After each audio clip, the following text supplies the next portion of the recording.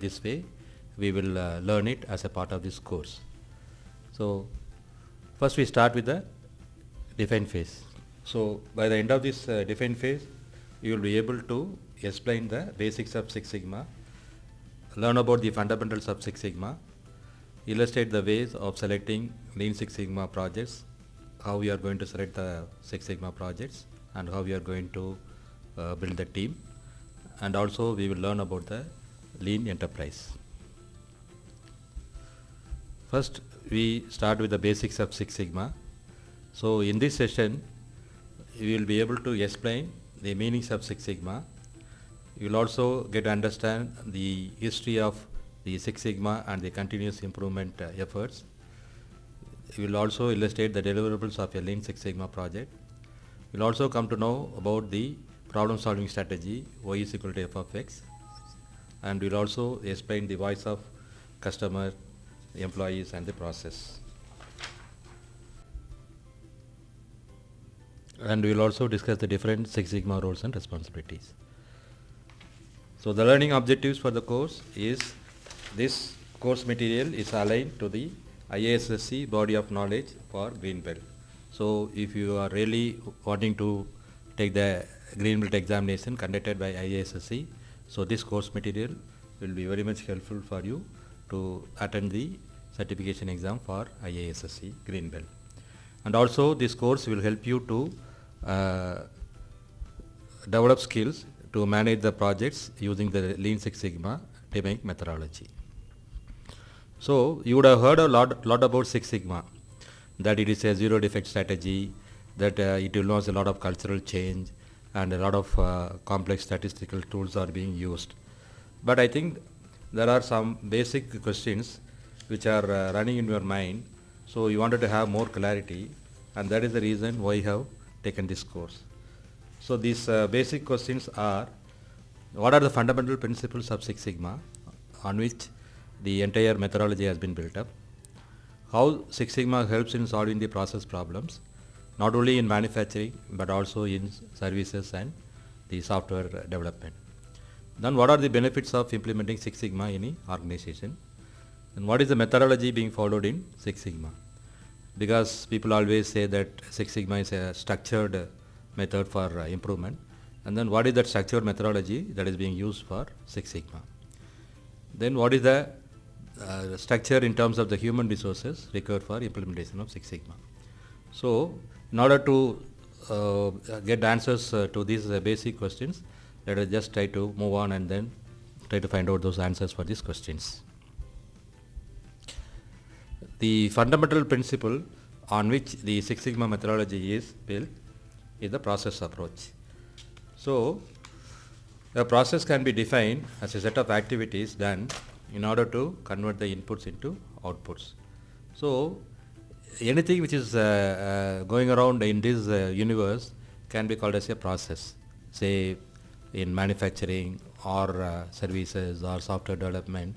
Whatever the work you are doing, maybe you are raising an invoice, or you are raising a purchase order, or you are running a machine, or you are developing a code, anything whatever you are doing in your work can be considered as a process.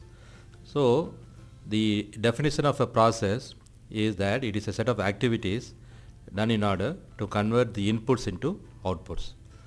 So, for each process there are some inputs, and then these inputs we are processing under a certain conditions in order to convert them into outputs. One of the examples I can tell you is about a digestive system.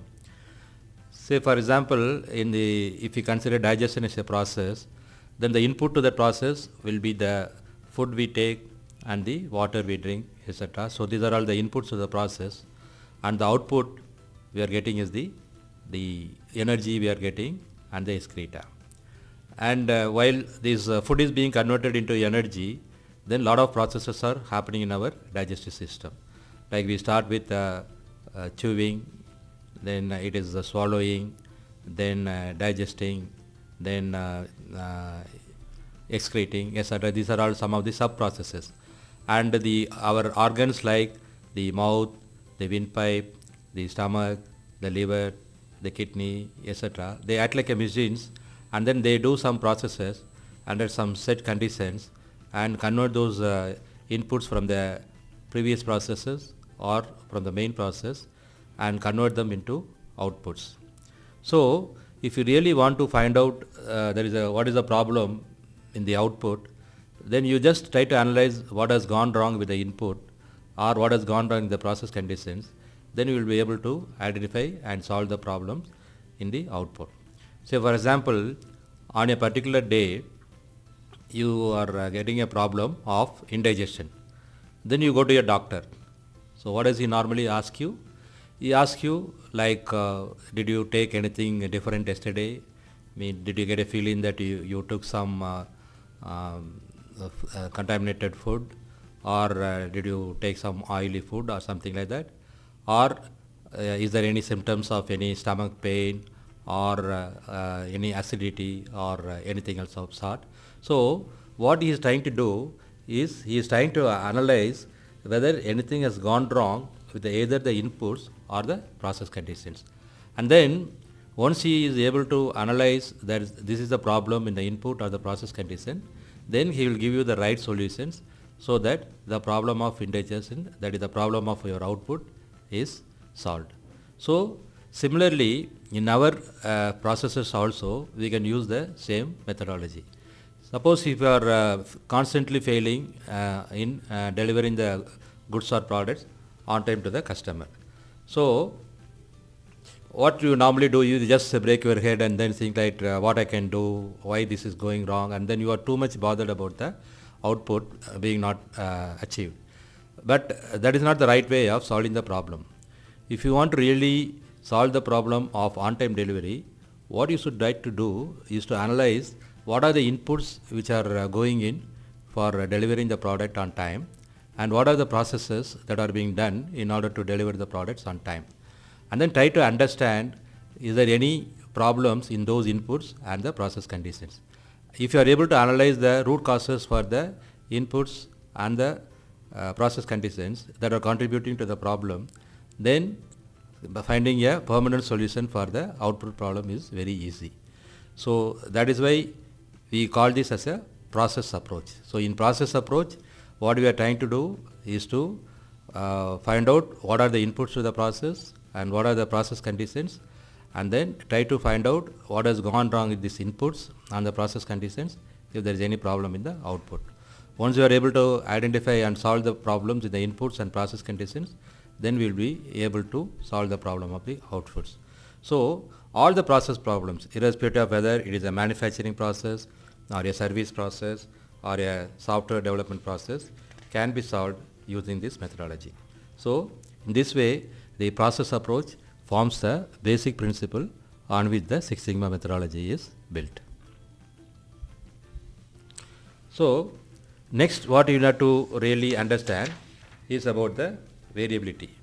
So, variability in a process is inevitable. So, what is variability? Let us try to understand.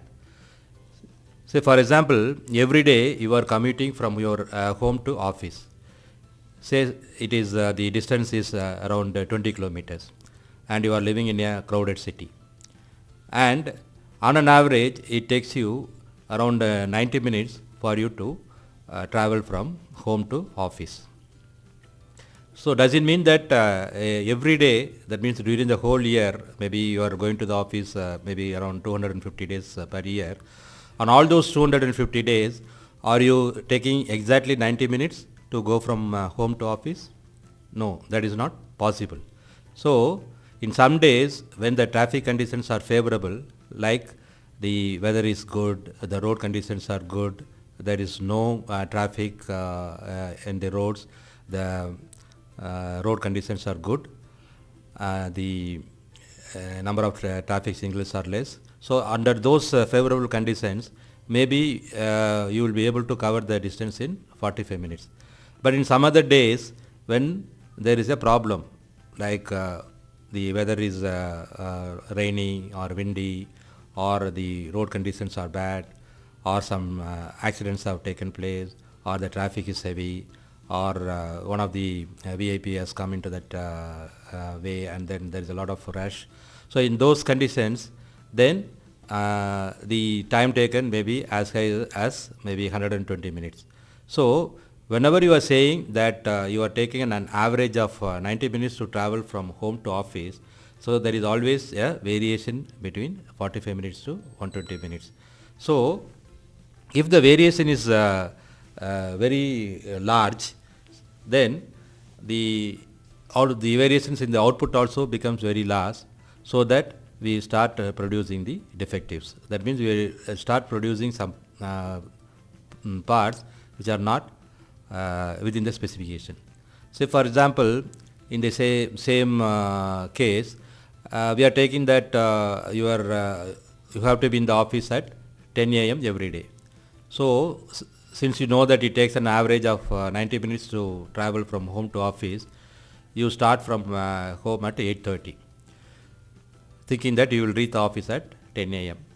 But unfortunately, because of the normal variations in the process, so on that particular day, the conditions were not favorable, and it has taken 120 minutes for you to travel from home to office. So in that case, you have taken 120 minutes. So you have arrived at the office at 10:30 a.m. instead of arriving at 10 a.m. At which time you are supposed to be in the office. So that means your process has produced a defective product. So that means your process is defective, which is not acceptable to your office. So that's what I tried to explain you, saying that when the variation in the process is too large, then we get sometimes the outputs which is not in the acceptable level. That means we are producing defectives. So as the variation increases over time, the defectives also tend to increase. So normally there are two types of variations in any process. So one of those types is a special cost variation, which is also called as a assignable cost variation. So special cost variation is a variation in which we will be able to pinpoint the reason for that particular variation. Say for example, in the case what we are discussing about commuting from home to office, so imagine that on a particular day there was a major accident in the route whatever you are taking. So because of the accident, there was a lot of traffic jam was there, and on that particular day, instead of an average 90 minutes, you have taken around 3 hours from travel from home to office. So in that case, the impact is very huge. That means you have taken another 90 minutes more than your average time. But this particular variation can be assigned to a particular reason, that is the accident. So even though such type of problems also affect your processes, these incidents or these examples, they actually happen once in a while. They are not prevalent all through the day. Do you encounter major accidents every day whenever you are traveling from home to office? No. But sometimes or some days you do witness an accident. So like this in our process also, we have the special cost variations. So these special cost variations may be because of say material not being right, or the machines not in the right condition, or the operators being new and are not trained. So many reasons may be there, and because of a particular reason there may be a variation. So this variation we call that as a special cost variation or a assignable cost variation. The other type of variation which we normally find in our processes is a common cost variation. So these common cost variations are in the process throughout the processes, throughout our life cycle.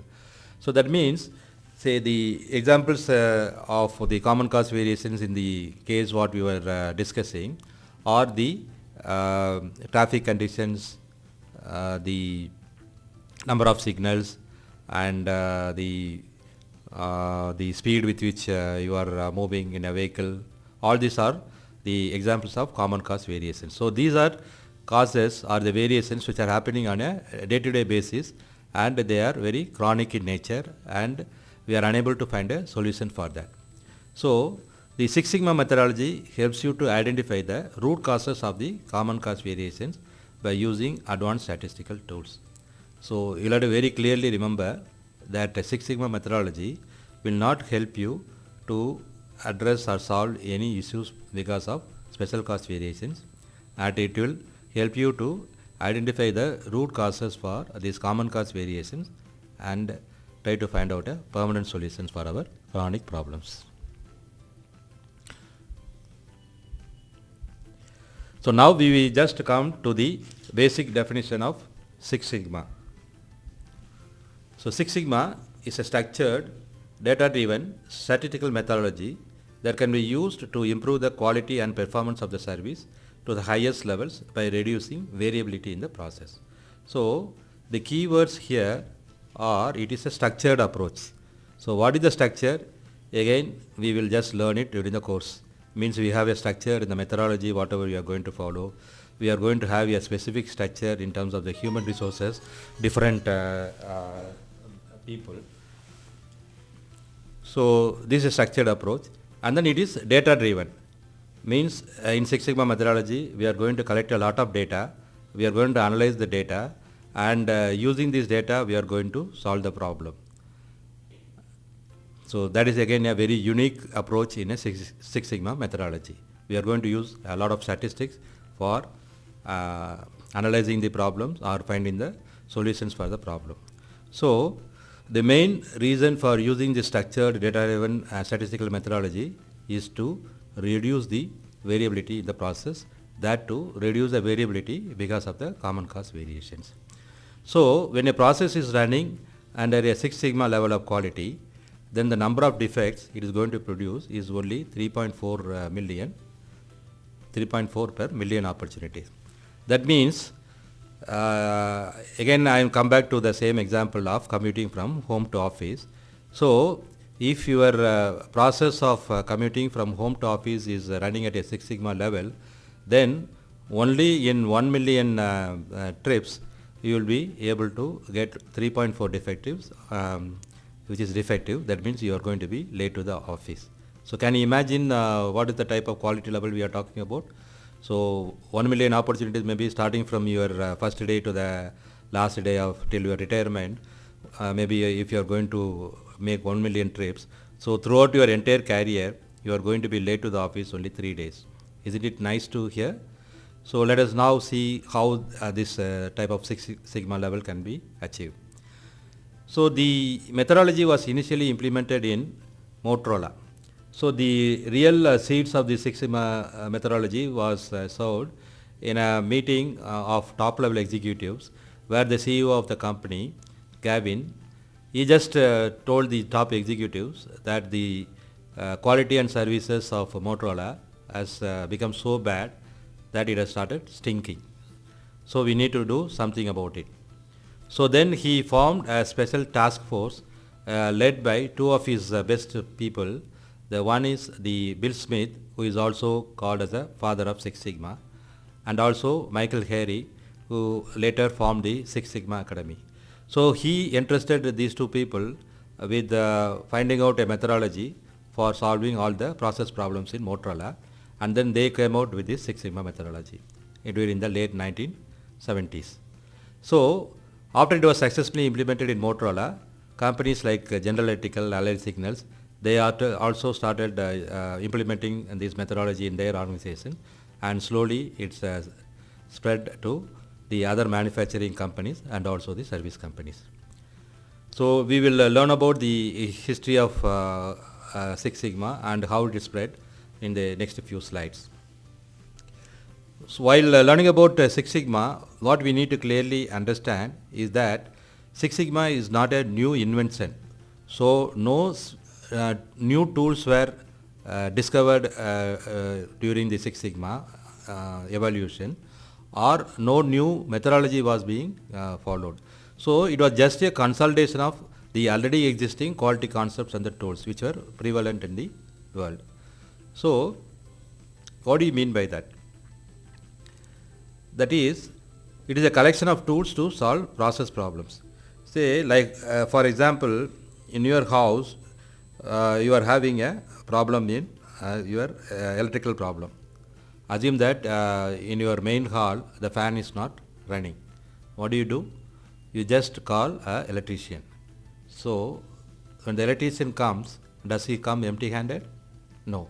He comes out with a tools box. So in this tools box, he has got a lot of tools like a screwdriver, a tester, test lamp, insulation tape, etc. etc. So he is going to have a lot of tools. And then whenever he comes to your house and then finds what is the problem, so in order to analyze the problem, he just thinks what is the right tool which he can apply to solve the problem. And then he uses the tool for analyzing the problem.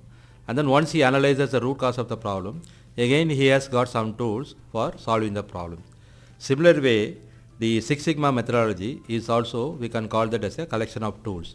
So as a process man who is trying to solve the process problems, you are going to be equipped with a lot of tools and concepts for analyzing the root causes of the problems, and also you are going to learn about the tools which will help you to solve those problems permanently.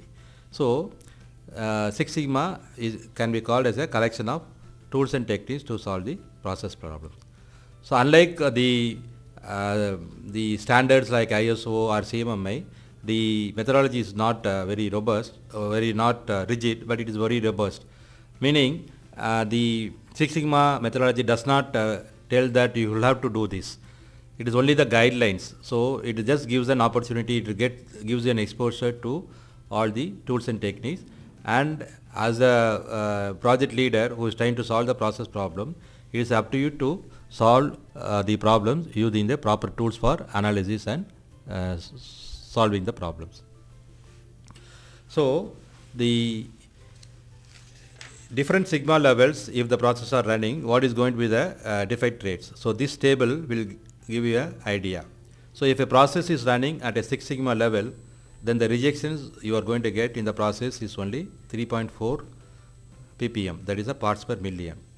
So if a process is going to run at 5 sigma level, then the rejection will be 233 pm. If it is 4 sigma, it is 6210, and if it is 3, then it is going to be 60,807. So normally the processes they run in a sigma level of 3 to 4 or 4.5. So you can see that a lot of rejections are being created by the process. So by using this Six Sigma methodology, we will be able to increase the sigma level of our processes, so that overall the rejections is going to be reduced, and we can also see that the cost of poor quality can also be reduced. So that if you are able to increase your sigma level from 3 to 6, that means you will be able to save at least 15 to 20% of your total cost, which is going to add to your margin. So that is what we are trying to do through the Six Sigma projects. We are trying to improve the sigma level from the current level to a very high level using the Six Sigma tools and techniques.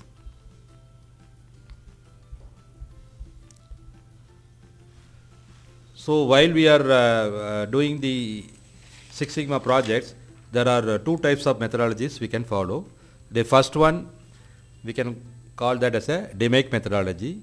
In the DMAIC methodology is used for improving the existing processes and existing products. So this is DMAIC methodology is applicable when we want to improve the current capabilities of an existing process or an existing product.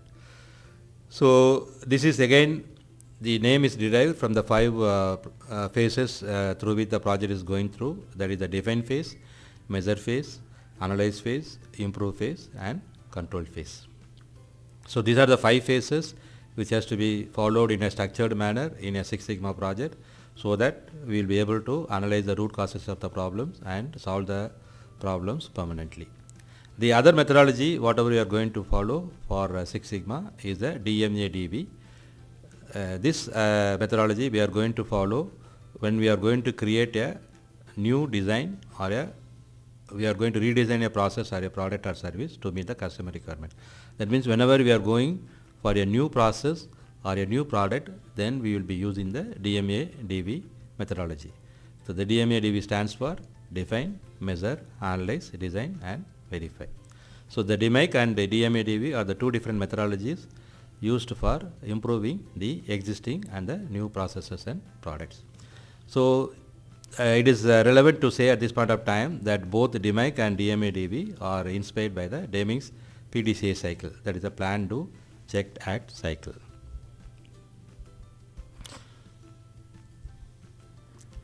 So in the DMAIC methodology, we have 5 phases: the define phase, measure phase, analyze phase, improve phase, and control phase. So in define phase, what we are trying to do is to define the problem statement. So we know that a particular process problem is existing for a longer period of time, but during the define phase, we are trying to quantify the problem, saying that okay, this particular metric we are unable to achieve, and this is what is the current level of achievement, and this is what is the target, and this is a big gap. So we are trying to quantify the problem during the define phase. Then we also create a project charter giving the high level objectives of the project and a high level the timeline and budget, etc. We create a project charter and get it approved by the champion or the sponsor, and then we do the high level process mapping. So in the define phase, we are defining the problem statement, creating a project charter, and creating a high level process map. In the measure phase, we start collecting the data from the process, both on the inputs and the outputs, and then we baseline the current quality level in terms of the sigma level, and then we do the measurement system analysis in order to ensure that the measurement system is capable of measuring the variability in the processes correctly.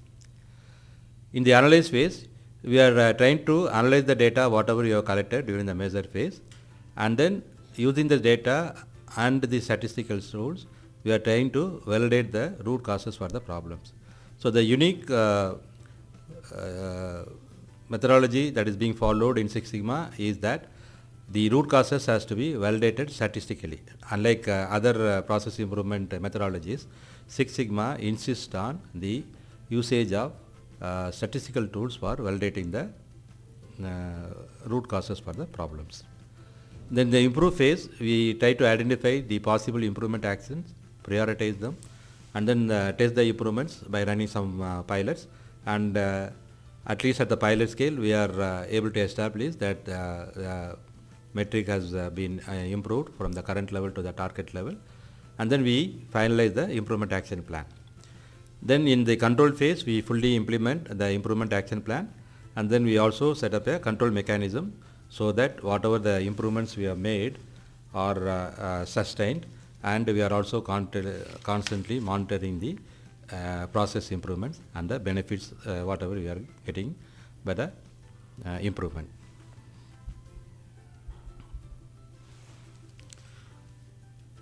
So what are the different benefits we are getting by doing a Six Sigma projects or by taking a Six Sigma initiative in any company?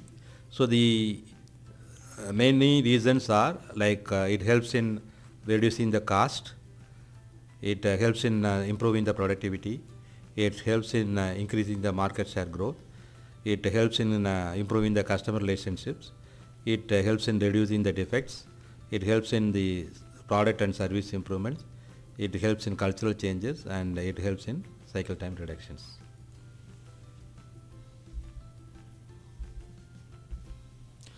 So there are some more benefits.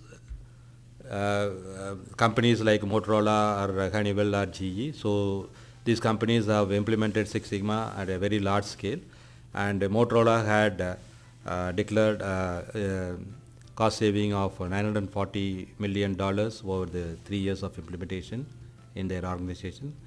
Honeywell have declared savings of $1.5 billion in savings in the year 1997, and GE has declared savings of $1.75 billion in 1998, plus an accumulated savings of $2.5 billion for 1999.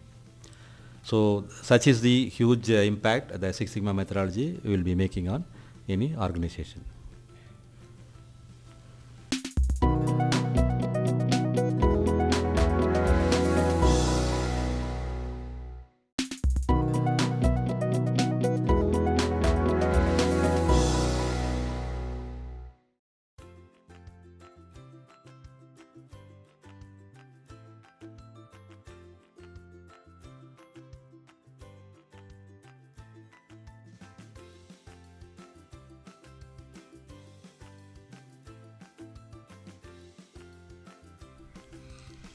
Okay, let us now move on to understanding the way how the Six Sigma methodology got evolved.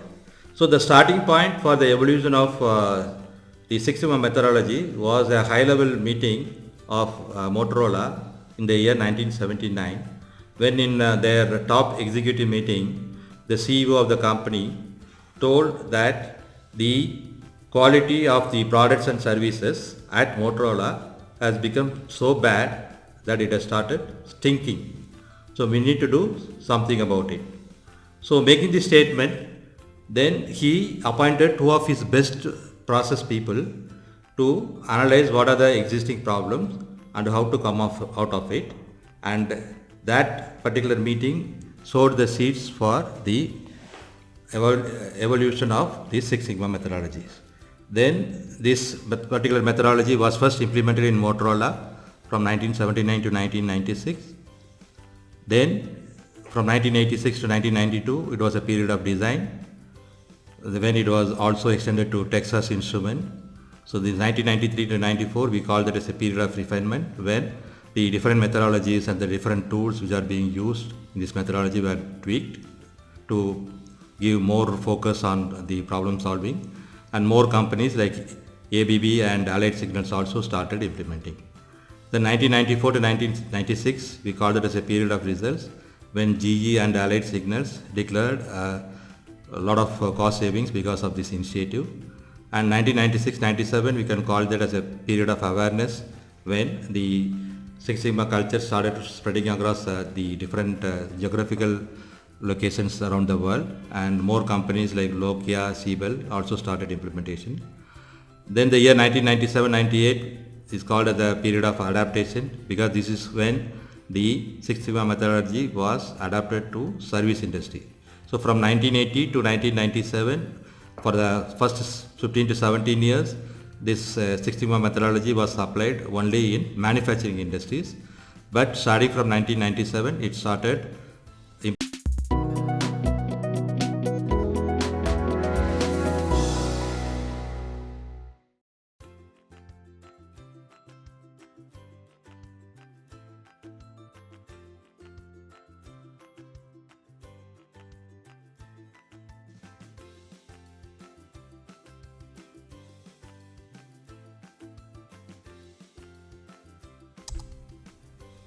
Okay, so let us try to understand what are the deliverables of a Lean Six Sigma project, and what a company needs to do in order to implement Six Sigma in their organization. So first thing the company has to do is to assess the outlook and future path of the business. So what is the business strategy?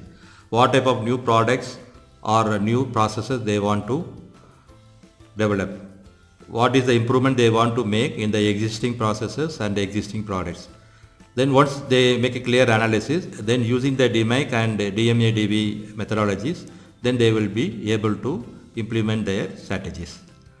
Then the top management has to evaluate what is the current organization performance using the current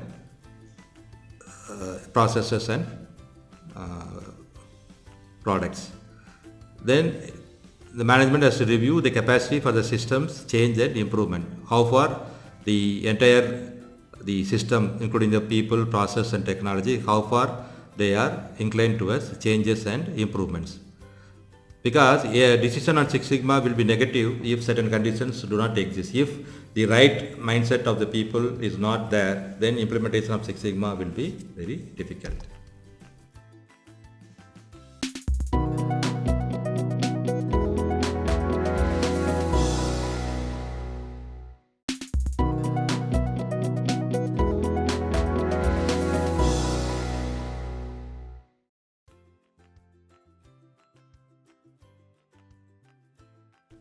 In order to understand the Six Sigma methodology, we will have to have a thorough understanding of the basic concept, which is the problem solving strategy, that is y is equal to f of x. So what do you mean by y is equal to f of x? So in Six Sigma terminology, we call y as the effect or the output or the dependent variable. So for example, in your process, you are bothered very much about the on-time delivery. Okay, so the percentage on-time delivery is the y, that is the dependent variable or the output we want.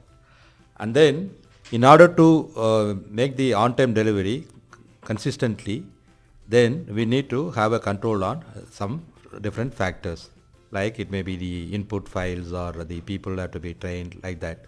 So the X's are always the independent variables or the inputs or the causes which needs to be controlled. So in the Six Sigma methodology, we are trying to establish a relationship between the Y and the different X's. How do we do that? Say for example, we just consider a boy who is suffering from headache. So the output or the symptom which is to be monitored here is the headache. So in order that the boy is relieved of his headache, then we need to really analyze and understand what may be the cause for his headache.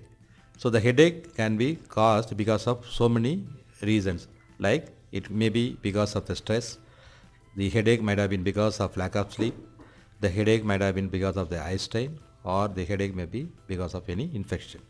So whenever he wants to find a solution for his headache and goes to a doctor, the doctor has to really try to understand what is the real reason for the headache for this particular person to come. Either it has come because of the stress or sleep or because of eye strain.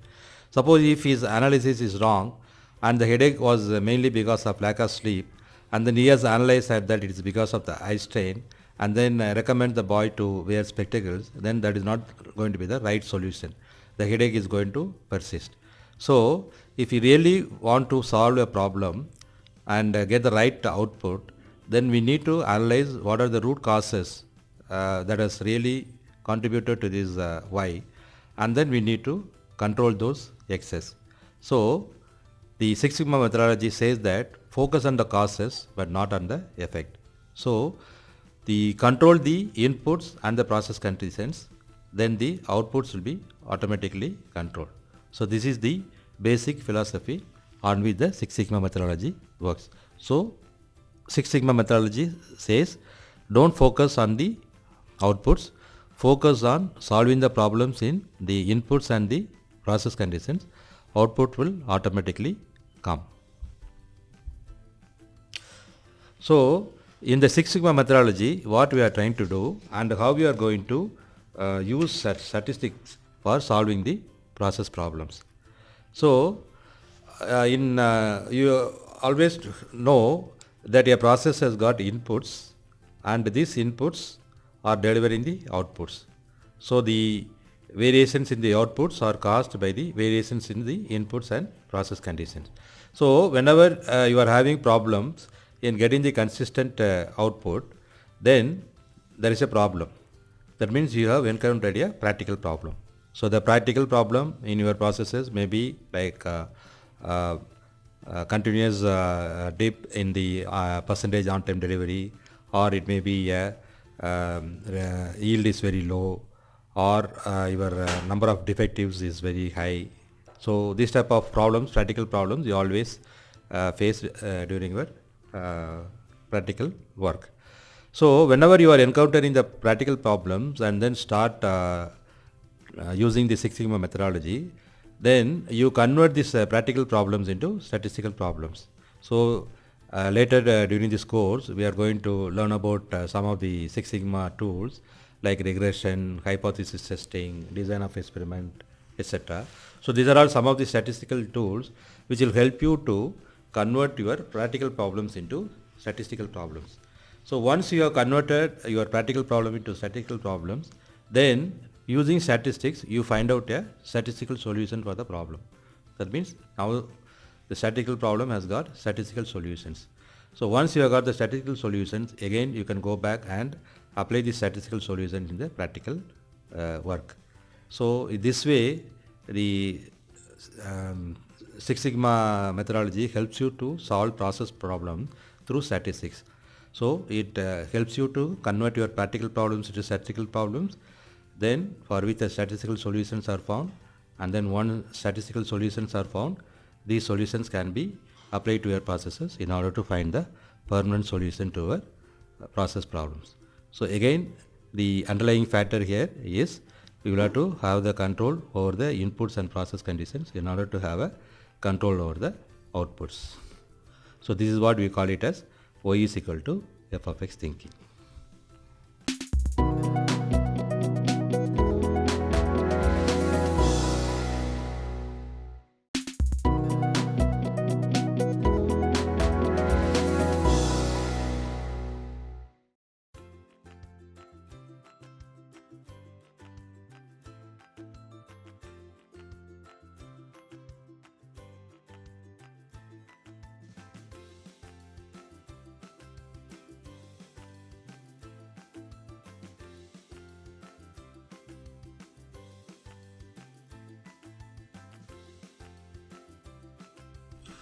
Okay, so it is very important to identify the customers in the Six Sigma methodology.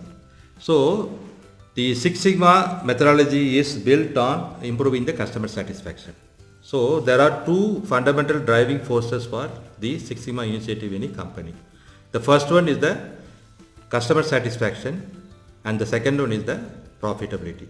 So any projects which is going to have direct impact on meeting the customer requirements or the improving the customer satisfaction will get the topmost priority while implementing Six Sigma.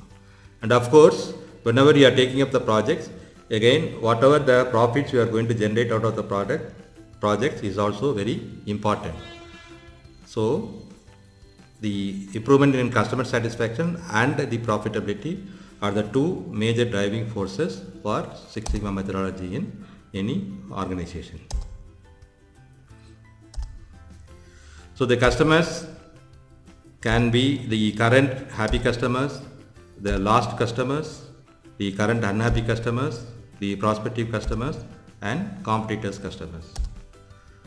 So we can also have internal customers.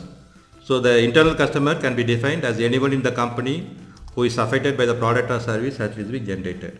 So most of the time what happens is we are having maybe 5 or 6 processes, and then these are interrelated processes, and then we are finding that the quality of the products or services from one process to the another is not good. So this is having an effect on the entire process. So such problems can be taken up as Six Sigma projects to be solved, so that in order to satisfy the internal customers. So in order to understand such type of problems faced by the internal customers, we need to improve the internal communication systems by using company newsletters, storyboards, team meetings, staff meetings, display of boards, posting custom letters, etc. Then we also have the external customers. These external customers are not the part of the organization, but they are impacted by it. Then again, external customers also use the end customers or the end users who are going to use our products. And there may be some intermediate customers. So for example, if you are a car manufacturing company and then you are supplying to your dealers, and then the general public is the people who are going to use the cars. So the dealers are the intermediate customers to you, and the general public are going to be the end users. So what you need to do is you need to analyze what are the problems are being faced by your end users or the intermediate customers, so that these problems can be taken up as Six Sigma projects for solving. So the different instrument to gather the data, we call that as a voice of customers. So voice of customer is nothing but getting the feedback from the customers. So the different instruments or the methodologies you can follow or conducting surveys using some rating system, so that you will be able to know exactly what points are of importance to your customers. Then you can have some focus groups. You form some focus groups, discuss about what are the potential problems faced by the customers, so that you will be able to find some solutions. Then you can arrange for face-to-face interviews with the customers. Then you can also have some system of recording your satisfaction or recording the complaints from the customers, and then you can also see how your competitors are faring. So these are all some of the instruments used for gathering the voice of customer.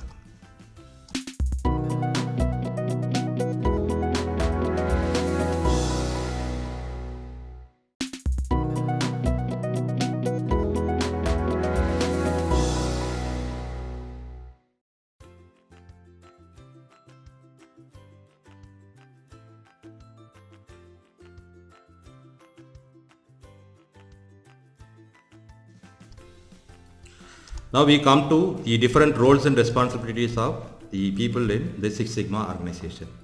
So normally we have the 6 major roles in the Six Sigma methodology, starting from the executive sponsors or the top management of the company, then the champions and process owners, then master black belts and green belts. So these belts, the terminology is coming from the karate, where the people after giving proper training are given these black belts and green belts, etc. Same way, the process people who are trained in this methodology are given the certification as black belts or green belts, so that they will be able to apply those methodology for improving their processes. So first we start with the roles and responsibility of the executive sponsor.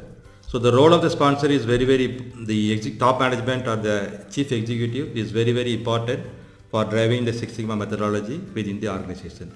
So he has to have a clear vision that the implementation of Six Sigma is very critical to the success of the company, and in order to achieve these goals, he may have to sacrifice even some of his very trusted people, because he has to look for a process-oriented organization rather than a people-oriented organization. So if he is going to face resistance or reluctance from any of the people at any levels in implementing the Six Sigma methodology, then he should not compromise on his decision to implement Six Sigma. That means he has to give preference to the process over the people. So in such companies only the Six Sigma can be successfully implemented. Then the next role is the champions. So the champions are actually the people from the senior management, like vice presidents or general managers, like that. So these people are their responsibility is to control and allocate resources for the Six Sigma projects. Then they will have to ensure that the resources are available for training and the project completion. And normally these people are given 1-day training on the Six Sigma methodology, so that they understand the overall view of the Six Sigma methodology. So the process owners are also the people who are going to enjoy the benefit once the Six Sigma project is completed. So they just work with the black belts, closely monitor the Six Sigma projects, and then they monitor the progress and the sustenance of the improvements over a period of time. So the process owners have to follow the the processes as specified by the project leaders after the completion of the project. So the same process has to be implemented rigorously, so that the improvements whatever we got through the project are sustained. Then we come to the roles of the black belts. So the black belts are normally trained in the advanced statistical tools and techniques. So they will be able to apply these complex statistical tools for process improvement. And they also mentor the green belts and other project members on the Six Sigma methodology. And they are actually, most of the time, they will be full-time involved in the process improvement activities. And the main roles of the black belts are maybe the mentors, the teachers or coach, or identifying and influencers. Okay, the master black belts are the people who are going to give technical guidance to the project leaders. So they just give a direction to the project, in which direction the project has to go, what type of tools has to be used for analyzing the problems, what types of tools has to be used for improving the process. All those guidance are given by the master black belts. So they are actually the people who are the experts in the Six Sigma methodology. So they act as an interface between the Six Sigma project leaders, then their champions and the senior management. So they also arrange for conducting the review meetings, so that the Six Sigma projects are moving on very smoothly. Then the green belts are normally not in the full-time process improvement positions. They actually may assist the black belts in their project, or they can just do a small project in their own department. So they are given training in using some specific statistical tools which will help them to identify the problems in their own departments. So we just try to understand why the Six Sigma methodology works in any organization. So the main reasons which are ensuring the success for the Six Sigma implementation are the bottom line results, then the involvement of the senior management, a disciplined approach using the DMAIC methodology, then the shorter project and completion time. The maximum time for completion of a Six Sigma project is 6 months. Then the clearly defined measures of success. Then the clear infrastructure is of trained individuals is being created as an outcome of a Six Sigma project. Means we have trained people like green belts, black belts, and yellow belts, etc. Then we are just focusing on the customers and processes, and a very sound statistical approach is used. So these are the major reasons why the Six Sigma methodology works in any organizations.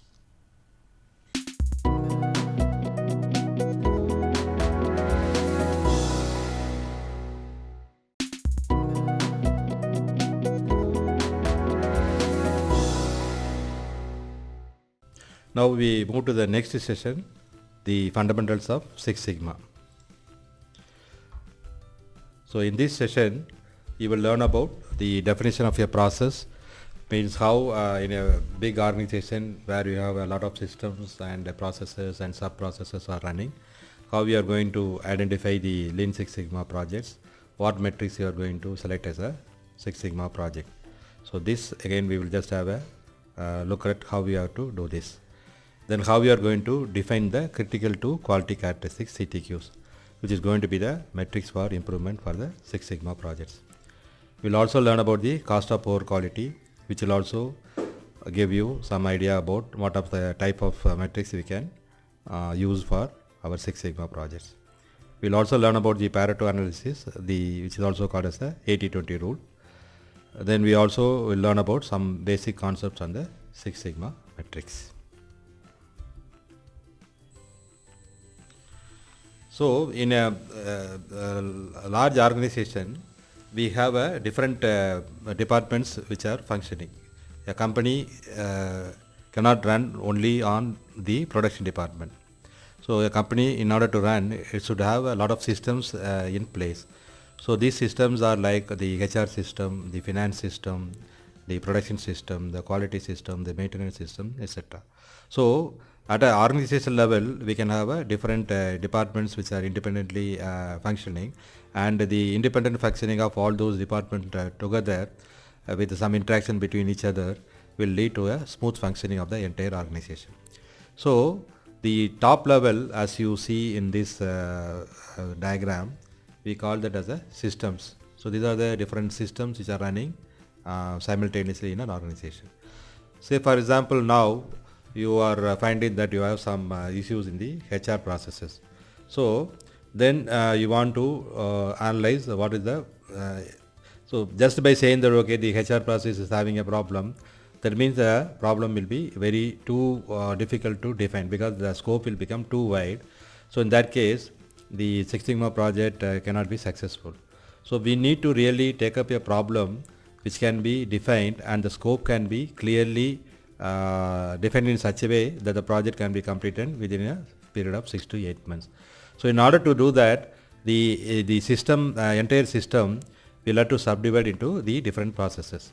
So for example, in the HR system, again we have the different processes like the recruitment process, the training process, the employee relation process, the payroll process, and the organizational development process like training. So these are the different processes which are available in the HR. So instead of saying that okay, we want to take up a problem in HR, now we try to understand which is problem in which of these sub-processes creating a lot of problems for us. Then we may say that okay, the payroll is creating a lot of problems. So because every time the employees are complaining that okay, there are a lot of issues, there is some underpayment and overpayment, and leaves are not considered, etc.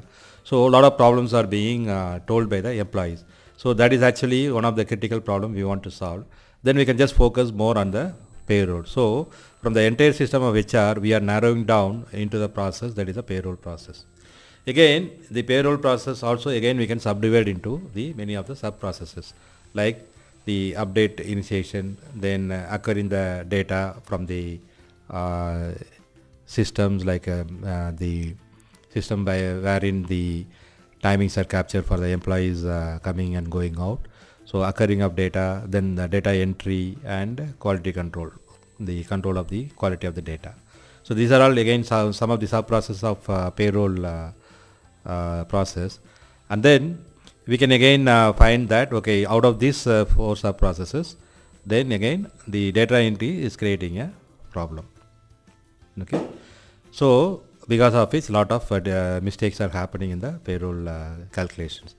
So now again this payroll this data entry again we can subdivide into activities like entering into SAP, validation, release of payslip and dispute handling.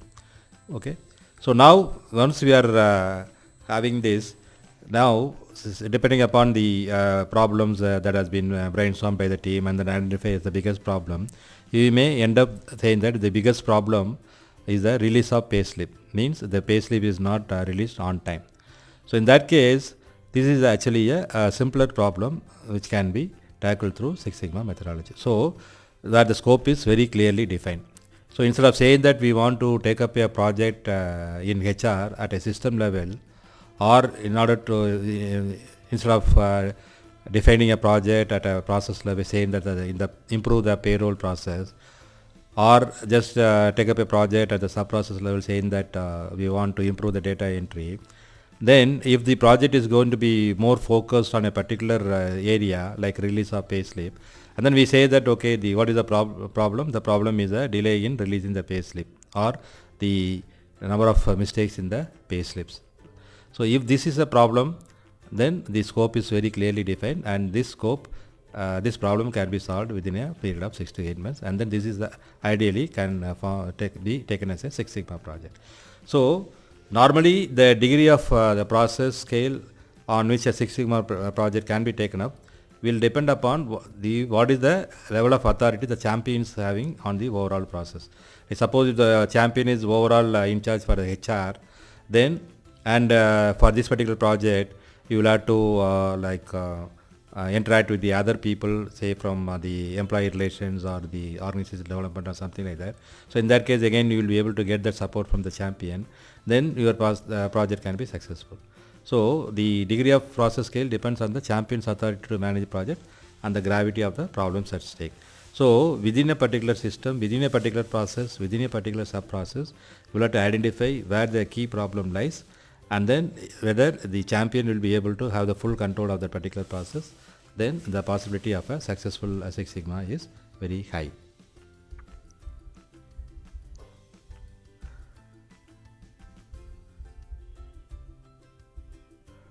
Okay, let us now see how the Six Sigma projects are initiated. So normally the Six Sigma projects are taken up for 2 reasons. One is in order to improve the customer satisfaction, and the second one is for improving the profit. So improving the customer satisfaction and improving the profitability are the 2 major drivers for any Six Sigma project. So if there is an opportunity for improving the customer satisfaction of our direct customers or the external customers, then that will be the ideal Six Sigma project that can be taken up. So in order to improve the customer satisfaction, the initial point that need to be acted upon is collecting the voice of customer. We call that as VOC. VOC means voice of customer. So in voice of customer, what we are trying to do is to try to get the pulse of what the customer is thinking about our quality, services and the delivery.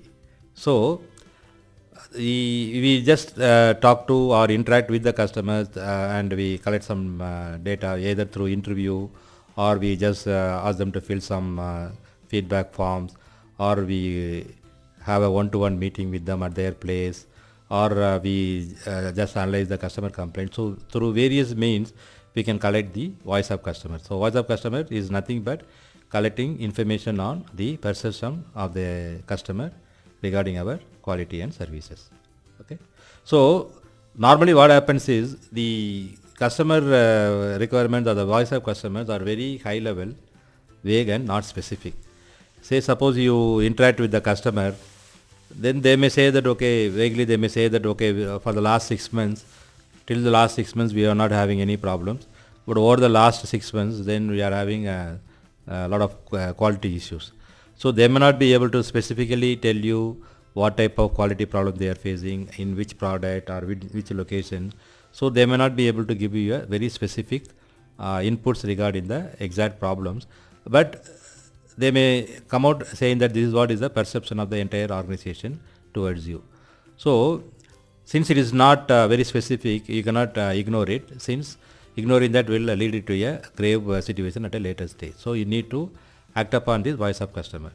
So in order to do that, you convert this voice of customer into what we call it as a critical process requirement, or we call that as a CTX. So a voice of customer has to be converted into a CTX, and this CTX can be taken up as a metric for improvement for any Six Sigma project. So a fully developed CTX has got 4 elements. The first one is the output characteristics. So that means what is the CTX name. Say for example, it may be the percentage on time delivery, or it may be the yield, whatever it is. So it is the name of the CTX, is the name of the output, and Y metric is what is the CTX measure, how we are going to measure that. And then we need to have a target, and we need to have a specification for the tolerance limit.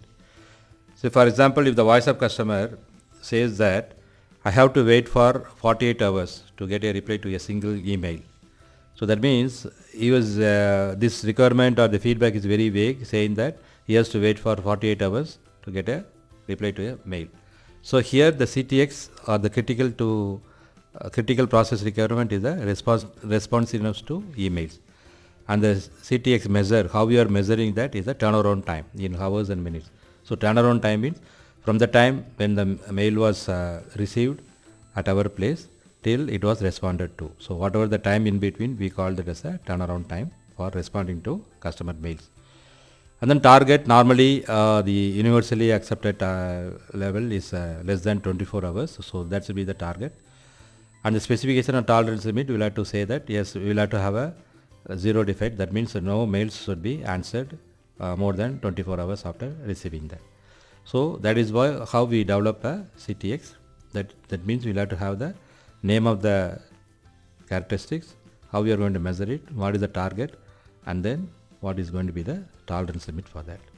So the specification can be like less than 24 hours from the time an email drops into the mailbox, and any email for which the TERT has been more than 24 hours, we can call that as a defect.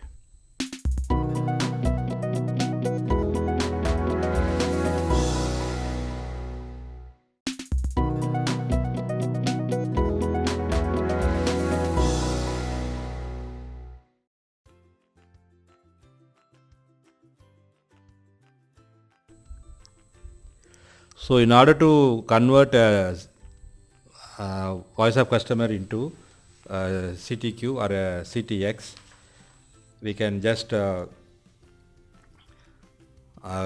up a CTQ drill down tree. So whenever the voice of customer is very complex and we find that we will not be able to immediately arrive at a critical to quality, then we can just break down the main CTQ into some sub CTQs. So this requires a subject matter expertise in order to create that, and this approach needs to a lot of buy-in from the peers, and it is not a root cause analysis methodology. And this methodology, this CTQ drill down tree, we normally do whenever the CTQ is complex. It can be avoided if the CTQ is clear, crisp, and manageable. So this is an example of how a customer requirement can be converted into a CTQ or critical to quality characteristics. So we can use the tree diagrams to define the customer CTQs. So here first we start with the customer needs. So the customer requirement is that product should arrive on time. So here the response or the Y metric, whatever we are trying to measure, is the performance on schedule. So the measure what we are trying to measure is the deviation from schedule in completed units. So that means we are trying to measure the schedule performance of the organization, and we are measuring how far the delivery has deviated from the target dates. So what is the target is, we are 100% committed ships prior to 5 p.m. as received on the customer receiving dock. So that means whenever we are saying that we will deliver on a particular day, then on that particular day before 5 p.m. the material should be available at the customer's place. So that should be our target. And then what is the specification limit for this? That means even if it is late by 1 hour, then that will be considered, even on the same day, if it arrives at the customer desk at 6 p.m., then that will be considered as a late delivery, and that will be considered as a defective one. And the USL is 6 hours early. So even that material should not reach even 6 hours earlier than the committed time. So that means whenever the customer is expecting at 5 p.m., then this has to be delivered within 11 a.m. on that day till 5 p.m. So any deliveries made before 11 a.m. is not also not acceptable, and any deliverable made later than 5 p.m. is also not available. And what is the allowable defect rate? So if you want this process to be a Six Sigma process, then the defect should be less than 3.4. So this is how we are defining the critical to quality characteristics.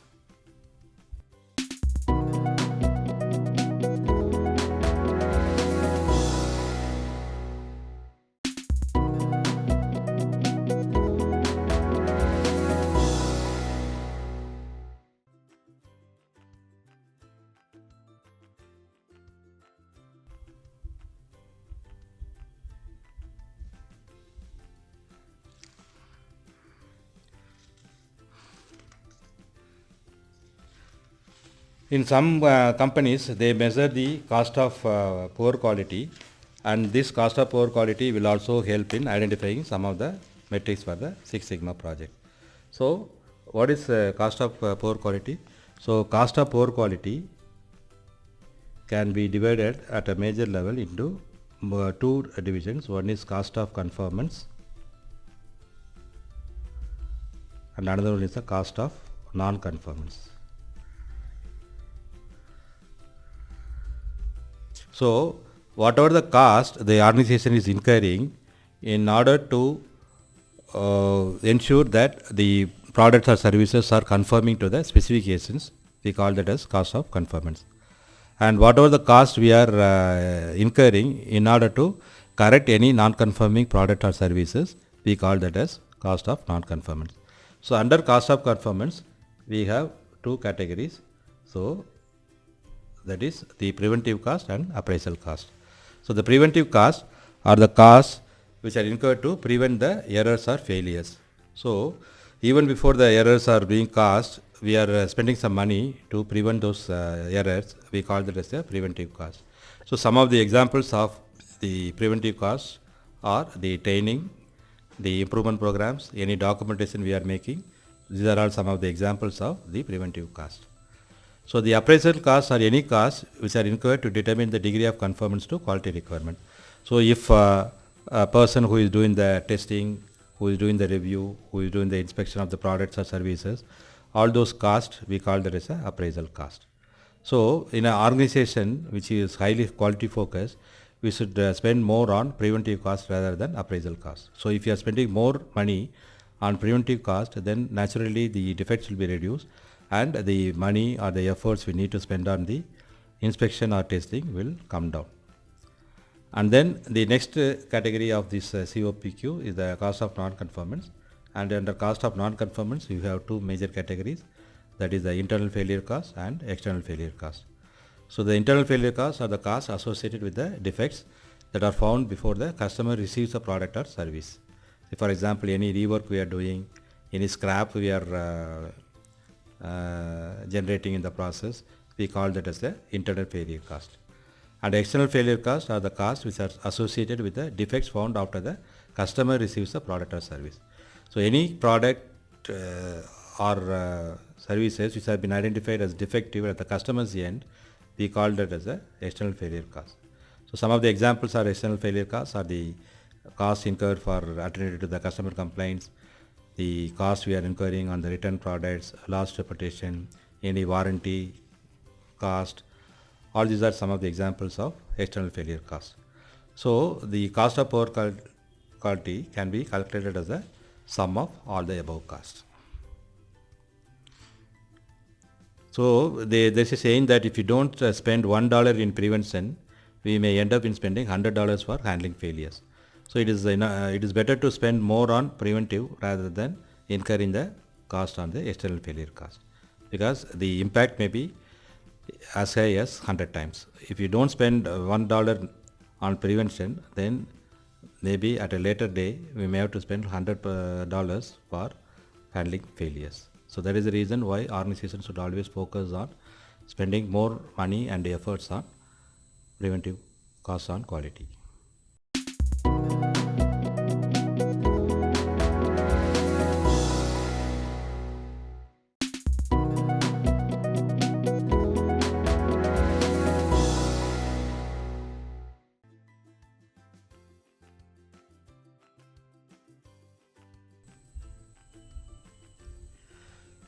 So next, the Pareto diagrams are one of the important tools which will help you to identify the real metrics for improvement for Six Sigma projects. So this Six Sigma, these Pareto diagrams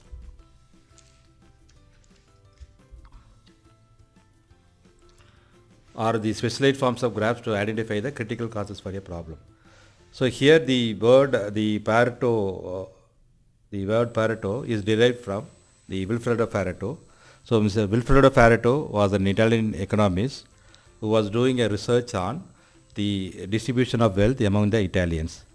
And then he made an interesting finding that 80% of the wealth of Italy was lying with 20% of the Italians. So that means the money was not equally distributed among Italians, and 80% of the Italians' wealth was owned by 20% of the people.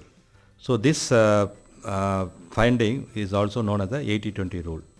So in Ishikawa, the Japanese guru who was expert in the problem solving, then he found this concept to be very interesting, and then he told that this particular rule can be used for solving process problems in order to focus our attention on prioritized problems. So these Pareto diagrams will also help you to compare the data changes during the different periods of time. So at some point of time, maybe one particular cause may be very high, and at a later point of time, some other different causes may be the problem. So a Pareto diagram will tell you whether there is a change in the critical input parameter from time to time. And then this Pareto diagram will also provide a basis for the construction of a cumulative data graph.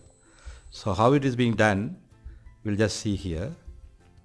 So for example, in a company, we are having a issue management tool, and then we really want to find out what are the reasons for the high number of tickets being raised in the issue management tool. So in order to find that, what we can do is the process improvement tool team can choose to study the data for 90 days. So then they can just collect the data on all the tickets being raised and then try to categorize them into different categories, and then express this as a percentage of the total number of issues.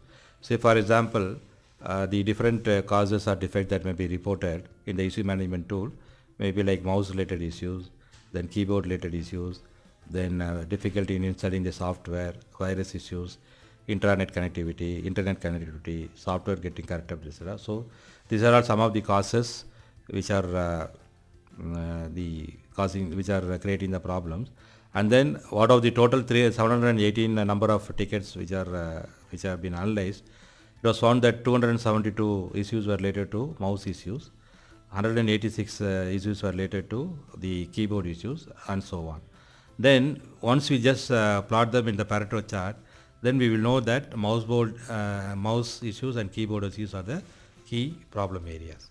So the 80-20 rule says that these 80% of the impact of the problems are caused by 20% of the causes. So that means if there are going to be 20 causes which are creating these problems in the issue management, out of these 20 issues, only 20% of 20 issues. That means only 4 reasons are going to contribute to 80% of these 718 issues.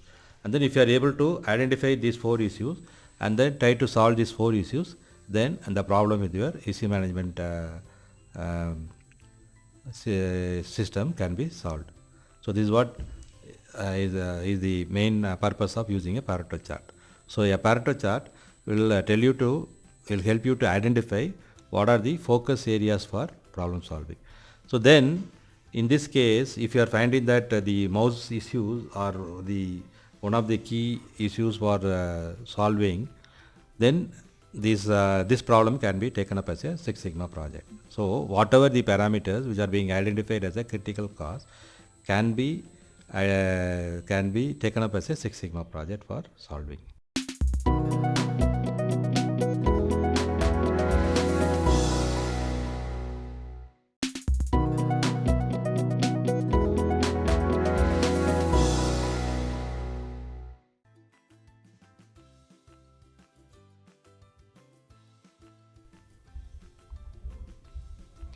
So whenever we are doing a project, Six Sigma project, then we need to define the metrics.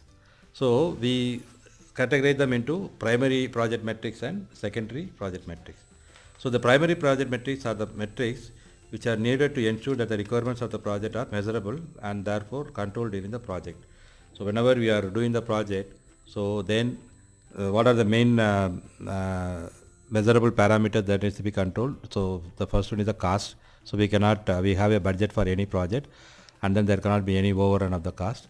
Same way we are going to have a firm schedule, so there should not be any time overrun may be there. The scope has to be managed, so the quality has to be taken care, the defectives and the defective parts has to be minimized. So these are all some of the metrics which needs to be measured and controlled during the any of the projects. So these primary metrics are developed in the define phase of the project, but they are not finalized until the measure phase. So the primary metrics for consideration of a project can come from various sources like the suppliers or from the internal processes or from the customers. So some of the examples of the primary metrics for the projects are like quality, cycle time, cost, value, etc. So the primary metrics are very, very important for a primary for the project, so that these primary metrics needs to be controlled.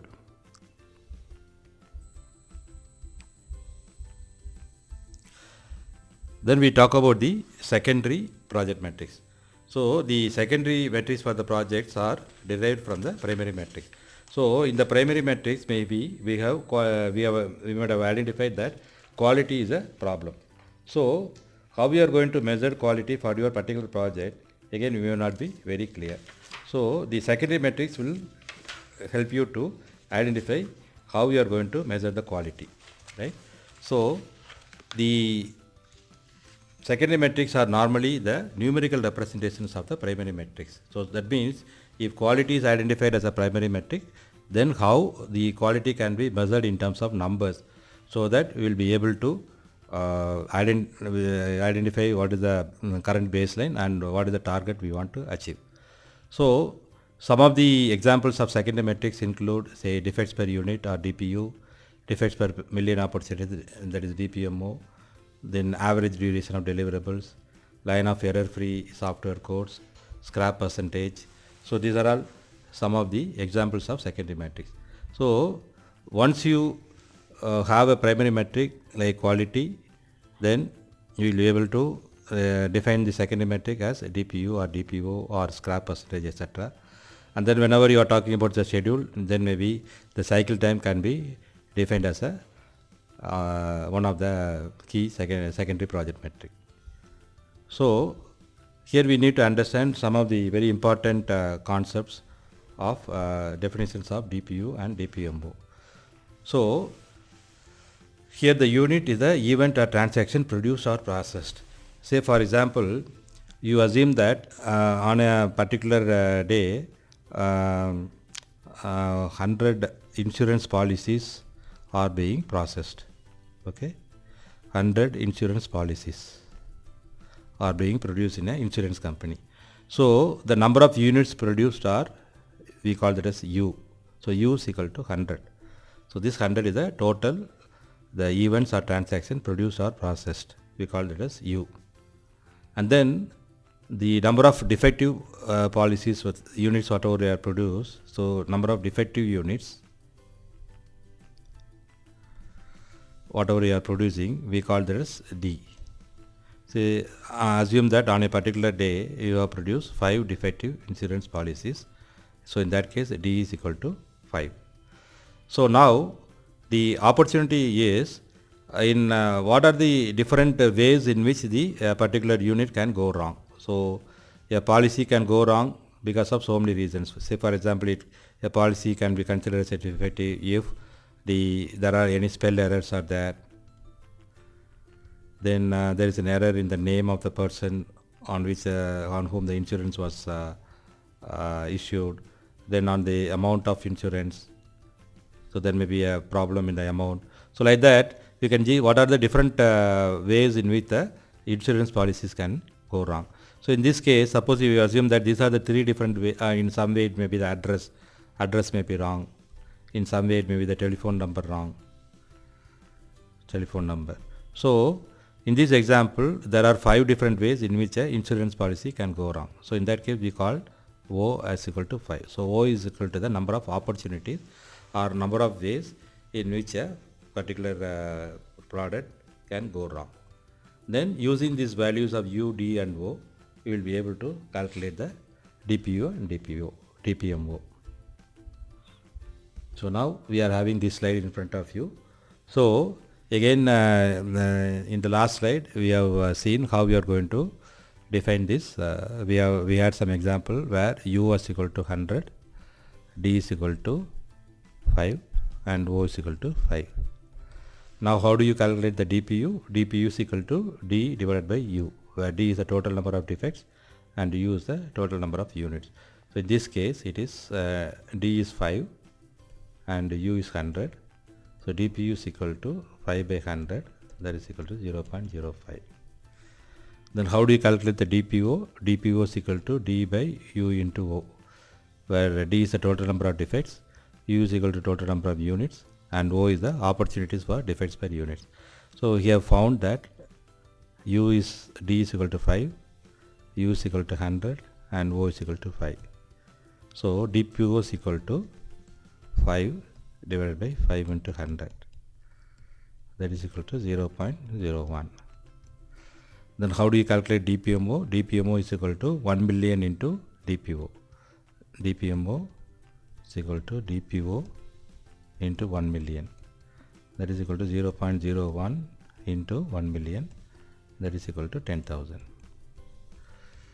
Then once you have the value of DPMO, then you would remember that there was a table which was showing, which was relating the sigma level and the DPMO. So 10,000 DPMO can be equated to a sigma level. So it will be somewhere around 2.3 or 2.4. So once you calculate the DPMO this way, we will be able to calculate the sigma level.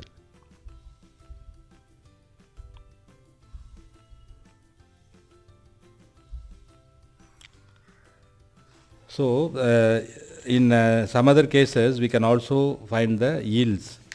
So the definition for the yield, again there is going to be different definitions for the terminology yield.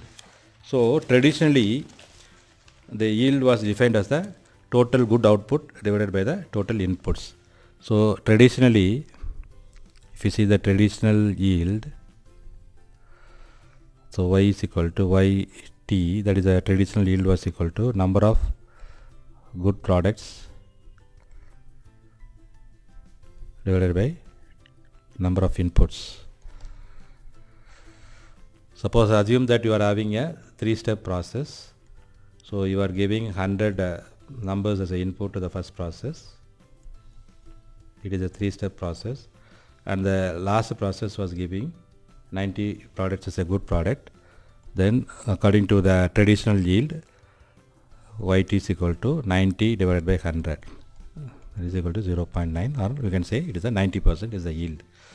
But actually what may happen is in the process first in the process A, process B, process C. So these are the three processes. But once you do a micro level analysis, you may find that out of this 100, maybe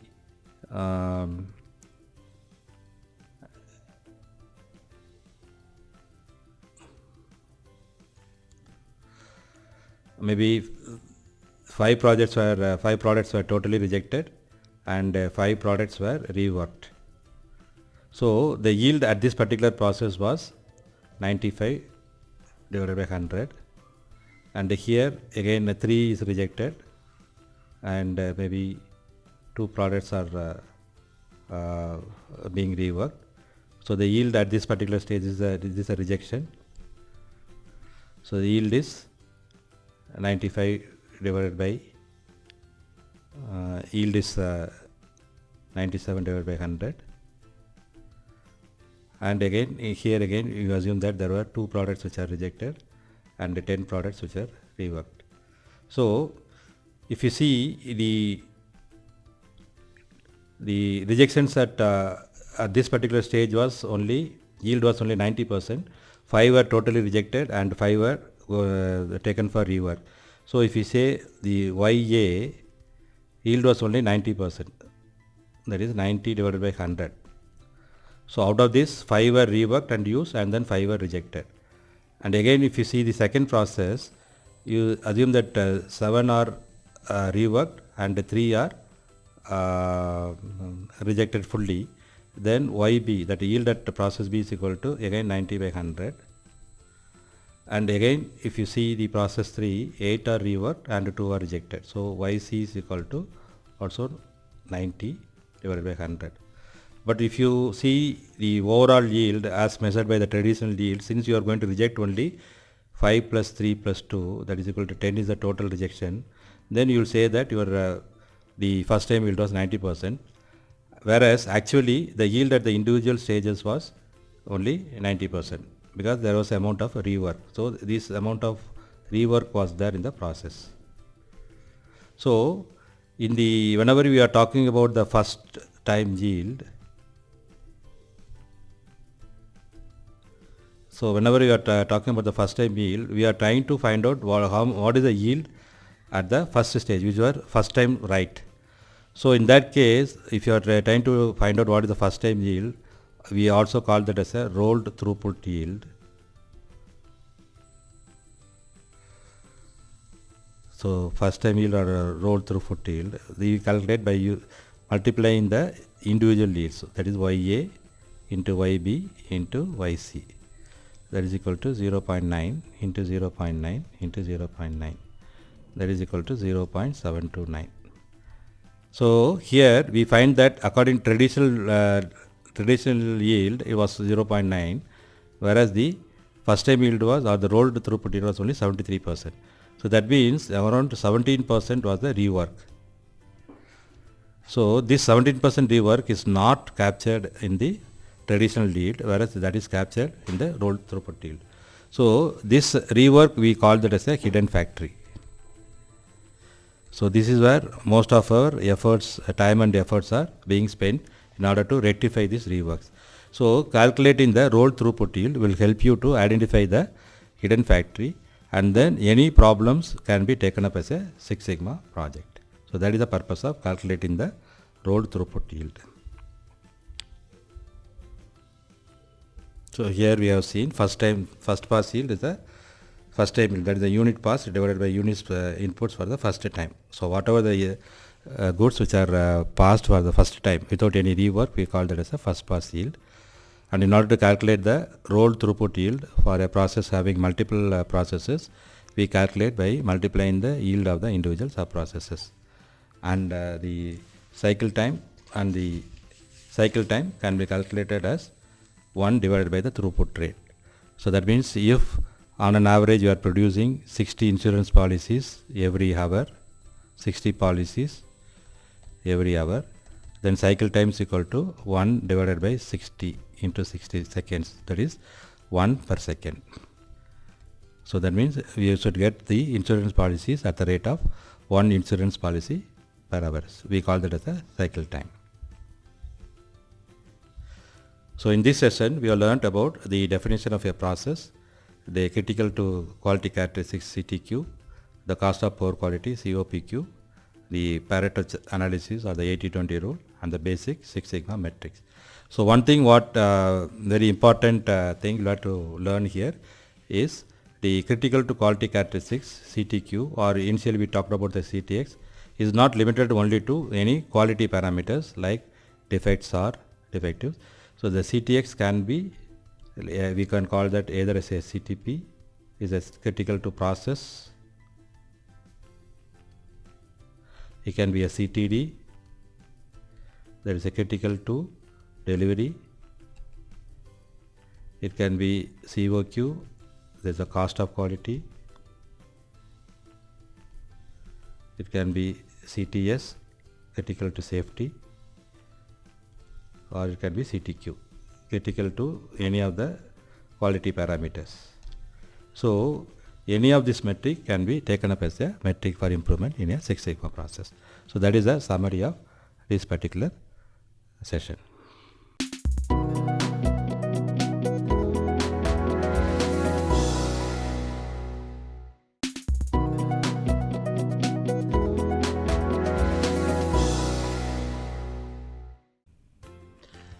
In the last session, we learnt about how to fix the metrics for the improvement projects for the Six Sigma, and we saw about how we can convert from the voice of customer into CTQs, how we can get metrics from the cost of poor quality, etc. So in this session, we will learn about how we are going to initiate the projects by using the formal documents called the project charter, because one of the main activities in the design phase of the Six Sigma project is the preparation of the project charter. The project charter is the formal document issued by the senior management of the company, committing the support for the success of the project and providing resource for the project. So it is very important document to be made for whenever a Six Sigma project is initiated.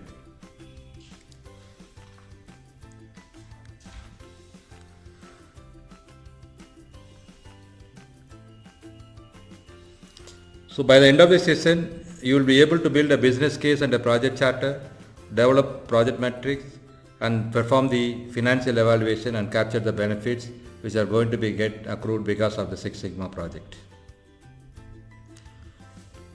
So as I told you just now, one of the very important activity during the design phase of the Six Sigma project is the development and acceptance of the project charter.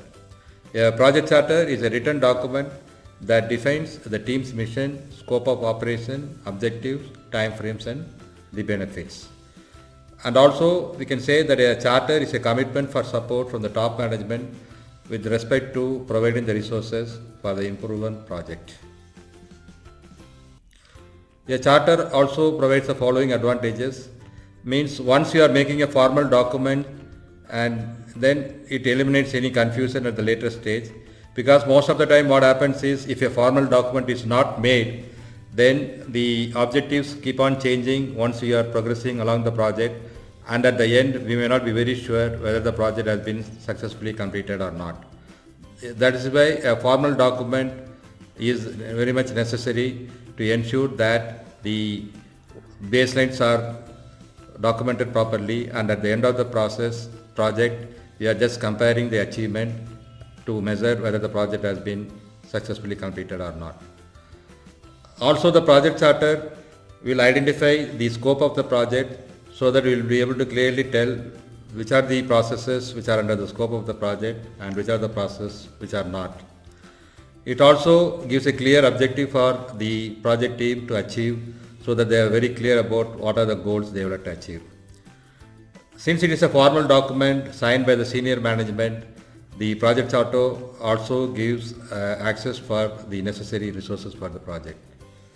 It also identifies what are all the deliverables for the project.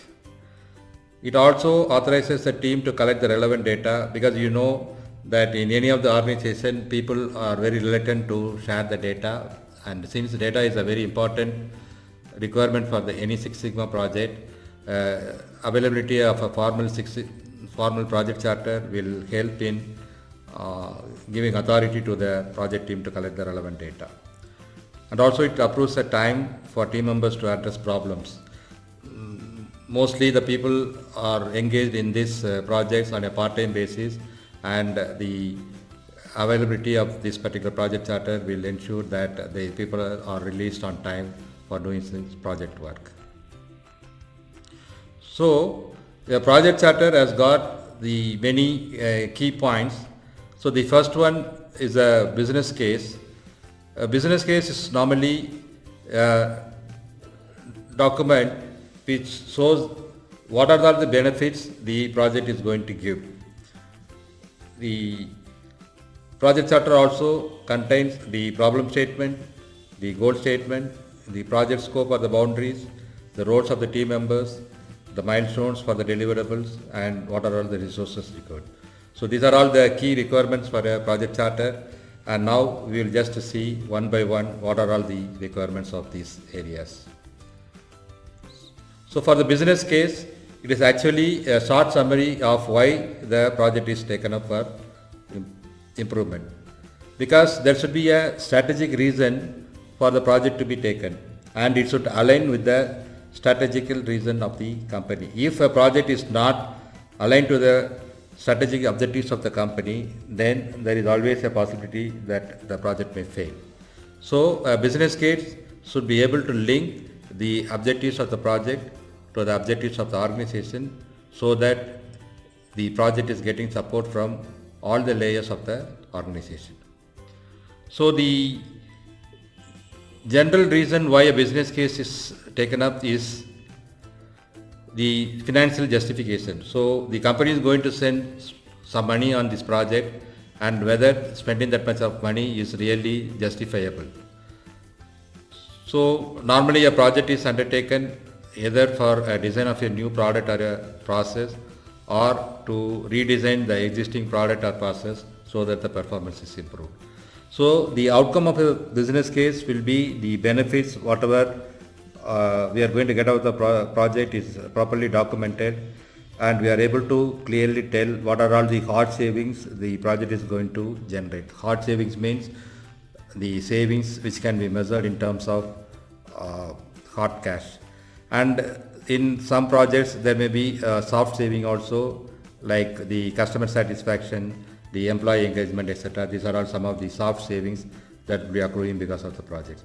So all these benefits are being captured as a part of the business case, and a proper justification is given for taking up the project in the business case. The next important aspect of the project charter is the problem statement. So this is actually a very important element of the project charter, and most of the Six Sigma projects fail because the problems are not defined properly. Even though as a project leader, most of the green belts or the black belts clearly know about the problem, if the problem statement is not written correctly, then there is always a possibility that the problem is understood in an entirely a wrong way, and the project is taking a wrong direction. So it is always very important to capture the exact problem statement. So a problem statement should clearly capture what is the issue, and then for how long the particular issue is happening, and what is the current level of that particular issue. Say for example, in a company, the company feels that the rejections are very heavy, and then they are measuring the rejections on a weekly basis, and they find that for the last 6 months the average rejection has been around 12%, against their normal 6% which has been recorded in the previous years. So that means the rejection has increased by 6%. So the problem statement for this particular project can be the rejections in the process is very high at 12% based on the data collected for the last 6 months. So while we are framing the problem statement, we will have to be very clear that we should not assume any reasons and give that as a part of the problem statement. So for example, if you say that the rejection has increased to 12% because of inexperienced operators, so that means the reason for the problem is known, and then that becomes a special cause. And as I have told in the first session, the special cause variations are not addressed by the Six Sigma projects. So that is the reason. If the reasons are already known, then the proper actions can be taken without the help of any Six Sigma tools or methodology. Because you know that spending money on Six Sigma projects is very huge, because a lot of people are involved in data collection, analysis and improvement activities, and until and unless the project is able to generate so much of revenue, it is not advisable to take the silly problems as a Six Sigma project. So normally the problem is taken up as a Six Sigma project only if the reasons are not known. So we'll have to be very careful that in the problem statement we do not mention about what are the causes for the problem. So as I told you, the ideal problem statement will be the rejections as at 12% for the last 6 months. So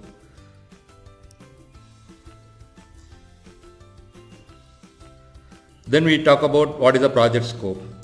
So whenever we talk about the project scope, then we'll have to be very clear about which process we are talking about. Because as I told you in the previous session, in a company there are a lot of systems and a lot of processes which are happening simultaneously. So it is always very important to exactly pinpoint the process on which we are going to do the project. Otherwise, again, if the scope is not defined properly, then the project either maybe the scope may be very high or the scope may be too low. In both the cases, the probability of the project ending as a failure is very high. So the scoping of the project is very, very important. So we will have to clearly identify the start and end of the process which is taken up for improvement through the Six Sigma methodology, and also whether for the same process the different locations where this particular process is happening are also included in the scope, or the process which is happening on only a particular location is taken up for improvement. So the scope, both in terms of lateral and longitudinal, is very, very important. Then the goal statement. So like how problem statement is important, equally important is the goal statement. So in the goal statement, we will have to set the objectives of what we want to achieve and when do we want to achieve.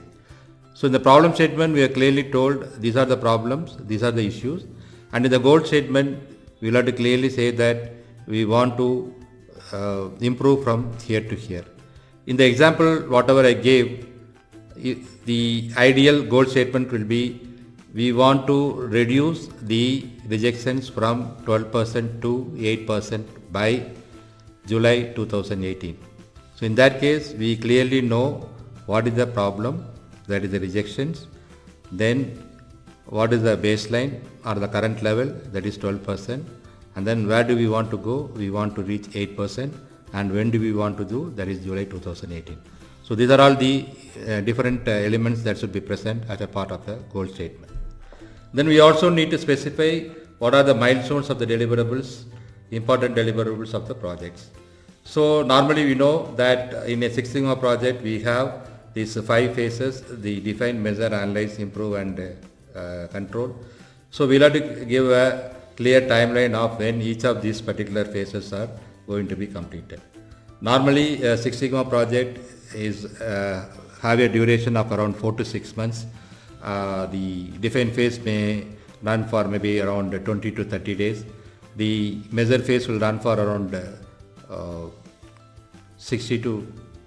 45 to 60 days, because we need to collect a lot of data and the data accuracy also needs to be ensured. So that is why a measure phase takes a longer time. Then analyze phase may be for a period of maybe around 30 days. And again we may spend around 60 to 90 days in the improve phase, since we'll have to find out the solutions, implement those solutions and certify that the solutions have been effectively implemented. So implementation phase also will have a larger duration, and the control phase may run for around 30 days. So overall a project may run for 4 to 6 months. And if a project is prolonging more than 8 months or 10 months, that means maybe the project has got stuck up somewhere, and then the probability of that particular project being successfully completed is very thin. Then as a part of the project charter, we also identify what are the different resources required. So the resources required in terms of the qualified people, what is the machine time required, what are the different equipments, any phones and faxes, machineries, any computers, labs, office space, utilities, human resources, etc. So this has to be meticulously planned so that these resources are available at the right time for doing the project work.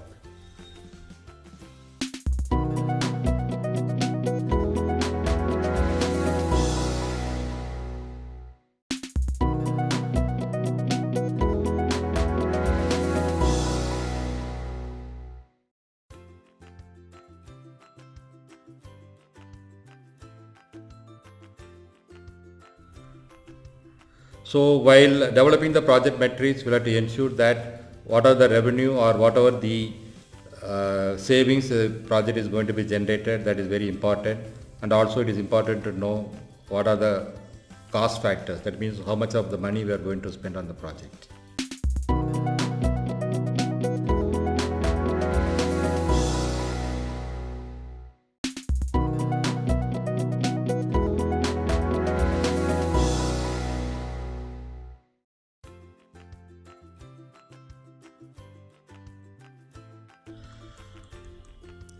So while evaluating the financial feasibility of a Six Sigma project, we normally do financial evaluation, like whether the project is profitable or not. So one of the most popular analysis which is done, we call that as a cost benefit analysis. The cost benefit analysis will clearly tell what is the revenue the project is going to generate. So the revenue can come either as an additional production or additional sales, or it can come as a savings in the cost. In both the ways, we can consider that some amount, some revenue has been generated. Against that, what is the amount of money we are going to spend for the project? So for example, if you are going to spend Y amount on the project and we are going to generate an income of X, then the cost benefit ratio will be X by Y, where X is the total money that is generated and Y is the total money that is spent. And if the cost benefit ratio is greater than 1, so that means the project is profitable and we can go ahead with that project.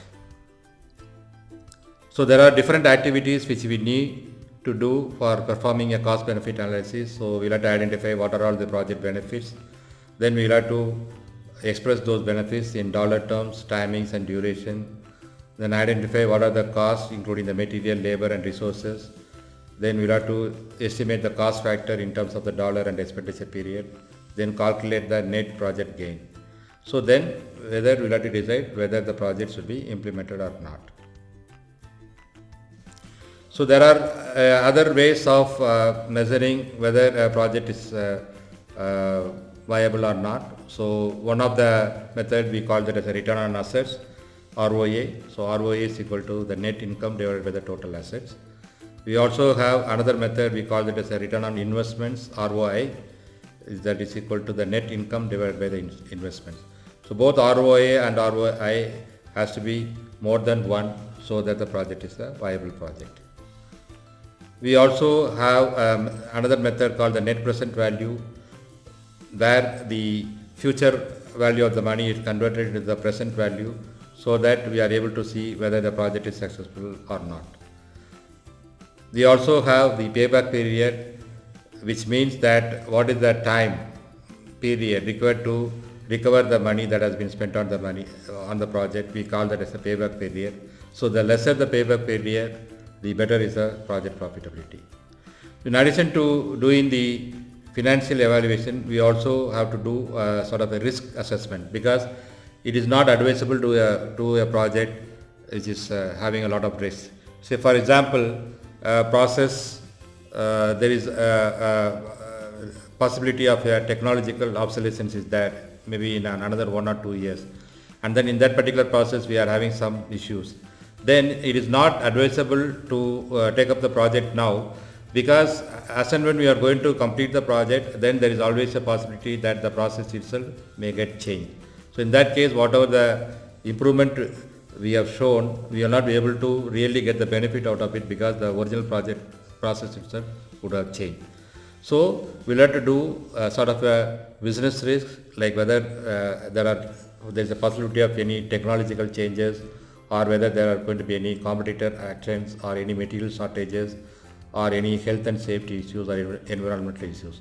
So it is advisable not to take a high risk project as a Six Sigma project. In addition to evaluating the business risks, we also have to evaluate the insurable risks, like the property damage, legal liabilities, personal injury, etc. So in this session, we have learned how to build a business case and a project charter, how to develop the project metrics, and how to perform the financial evaluation and to capture the benefits.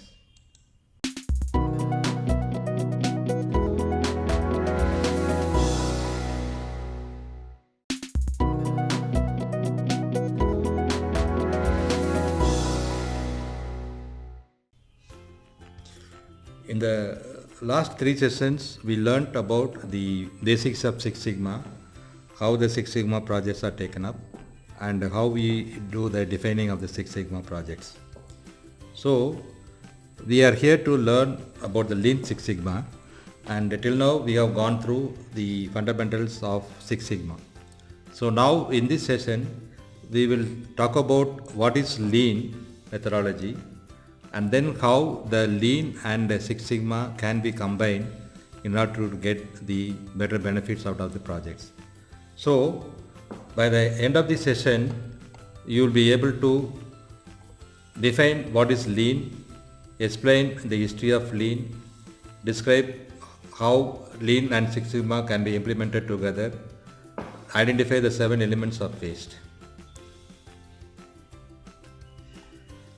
So if you see what is a Lean, Lean is a principle-driven, tool-based philosophy that focuses on eliminating waste so that all activities or steps add value from the customer's perspective. So if you really see what is Lean, Lean means identifying and eliminating wasteful activities. So wasteful activities again from the customer's perspective. So for example, the customer has asked for a car without painting, and then he is also paying only for a car without painting, and then as a manufacturer we feel that no, I don't want to supply a car without painting, so we do the painting. So that means we are doing an activity which is not adding any value from the customer's perspective. So in that case, that is a wasteful activity. So if you take any of those manufacturing or service related processes, we always find that there is always a lot of wasteful activities which is actually adding up to inefficiencies in the process. So Lean is a methodology by which we are able to identify and eliminate those waste. So this we can consider that the Lean is a war on waste. In a layman's language, Lean is the elimination of waste.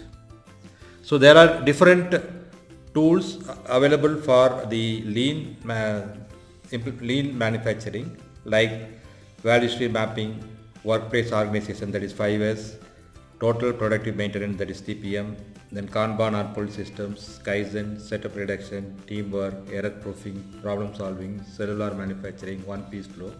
So these are all some of the tools which are used for eliminating the waste, and then we will just try to understand what is the concept of Lean, and then we will also talk about these individual tools, how they can be effectively used for improving our processes.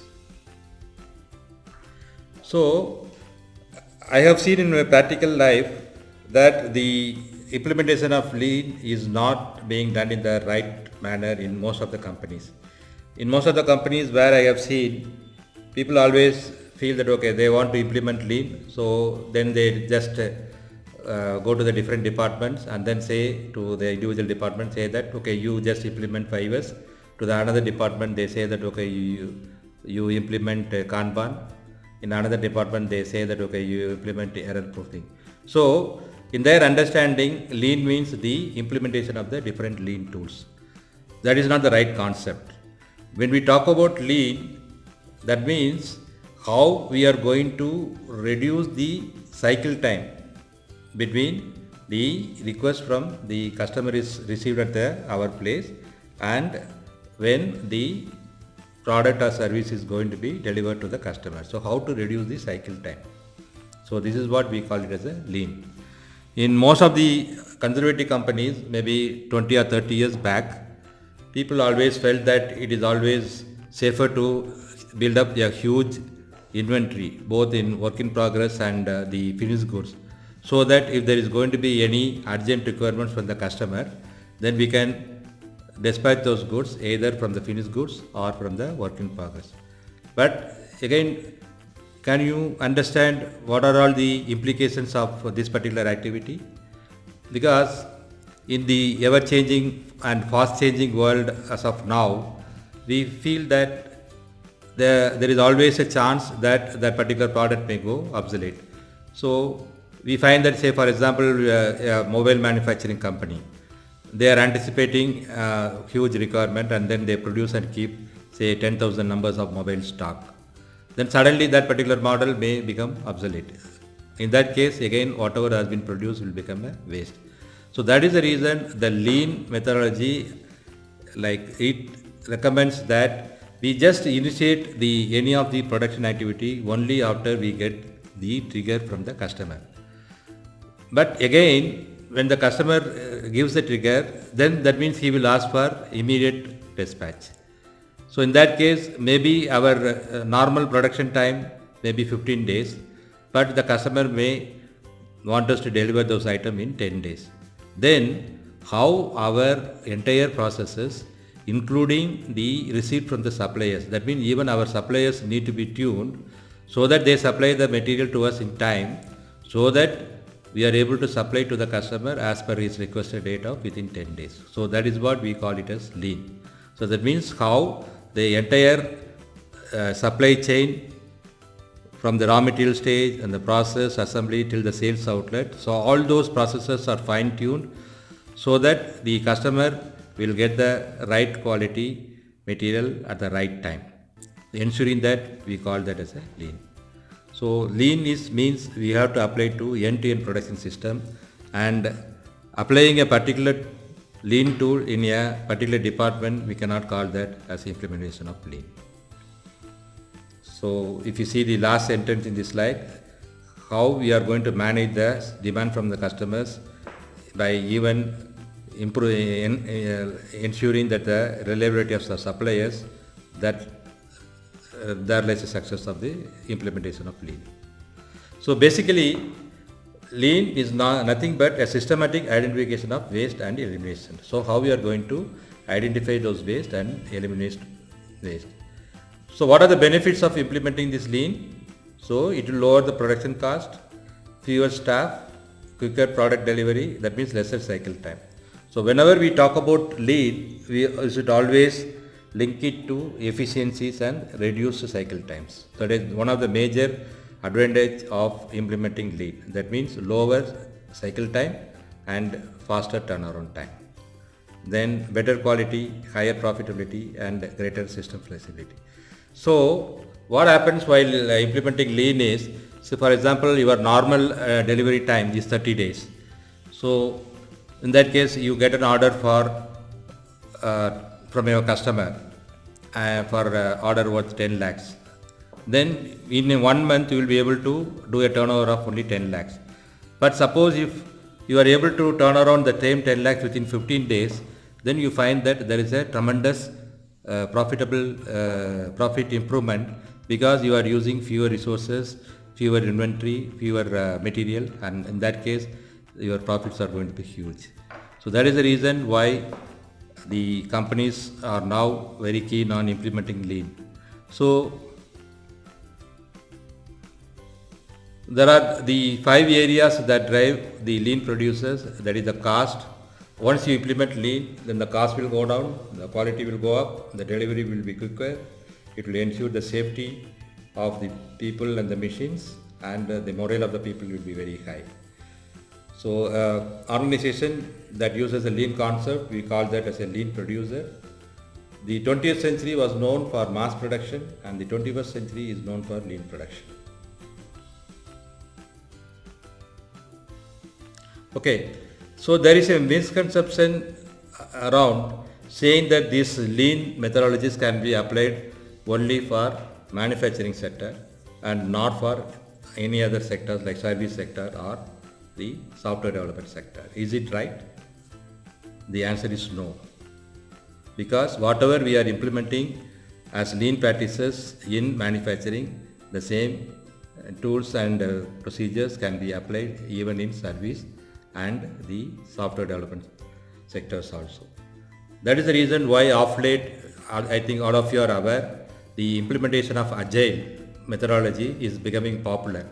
So agile methodology is nothing but similar exercise like lean, where there is going to be a constant interaction with the customer, and the organization is going to be quickly serving the customers for his changing demands.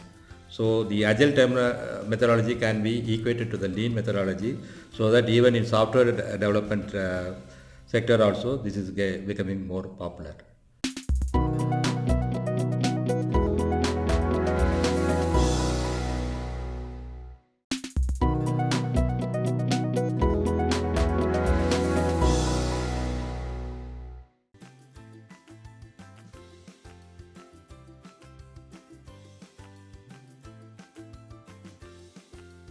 So when we talk about the history of lean, the lean practices have been happening for almost for the last maybe 60-70 years, and here are the names of some of the great people who have contributed for these lean methodologies, and the details about these people are available in the course material available in the PDF form, so that you can refer to that.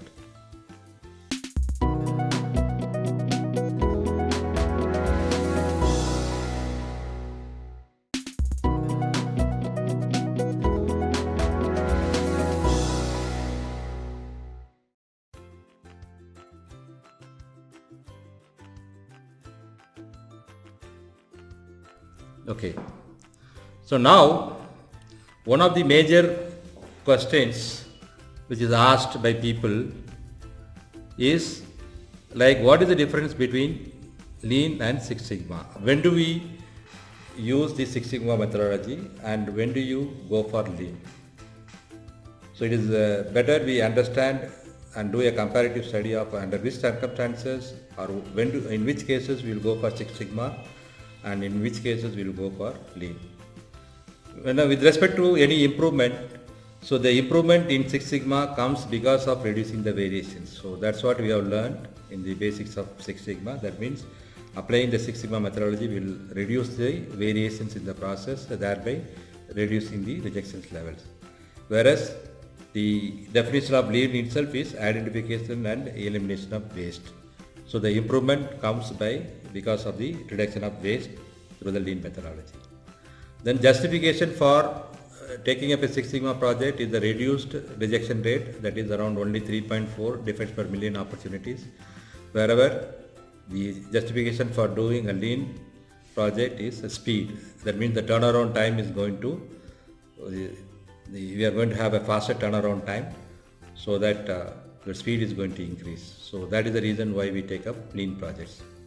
So the main savings through a Six Sigma project is going to come because of the reduction of cost of poor quality, whereas the savings from lean projects will come because of reducing the operating cost, like a reduction in inventory cost, improvement in productivity, and all those things.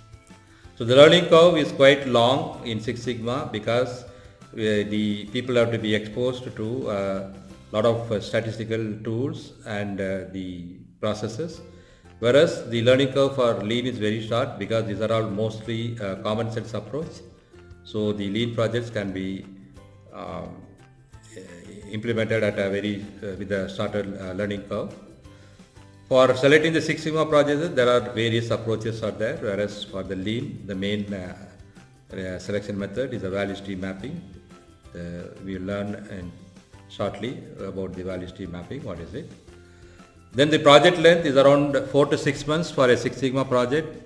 It is quite a medium term project, whereas the lean can be done as quickly as within a week's time, and the maximum time taken for completing a lean project is around 3 months. So we can get quicker results through a lean project when compared to a Six Sigma project. So the driver for any Six Sigma project is data, because we have seen a Six Sigma is a data driven methodology, whereas the lean is a demand driven, that is the demand from the customer drives the lean initiatives in a company. So the complexity is very high in Six Sigma project, whereas the complexity is moderate in the lean. So this is actually a one-to-one comparison of when we take up the Six Sigma projects and when we are going to take the lean projects. Okay. Now one of the interesting questions which will be asked is whether Six Sigma and lean, whether they can coexist in any organization. Okay.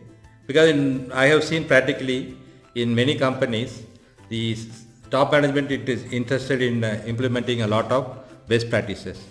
So year by year, they will just say that, okay, this year we want to go for lean. They will implement a lot of new processes and new initiatives. And the next year, then they will say that, okay, this year I'm going to go for TQM. The next year they will go for, I'm going to go for CMMI. So in that way, every year the top management will be going for new initiatives. So then the employees, sometimes they get fed up saying that, okay, this management is like doing nothing useful. So if an organization, if the management is going to implement both Six Sigma and lean, then whether that is a good decision. So the answer here is yes, because the lean and Six Sigma can be applied simultaneously in a lean Six Sigma project. So normally what happens whenever we are taking an improvement project is, whenever we are taking a Six Sigma project is, as I told you, always there are variabilities in the processes. There are two types of variabilities, that is the special cost variations and the common cost variations. And then whenever we are starting the process, again the process is going to be more inefficient because of the special cost variations.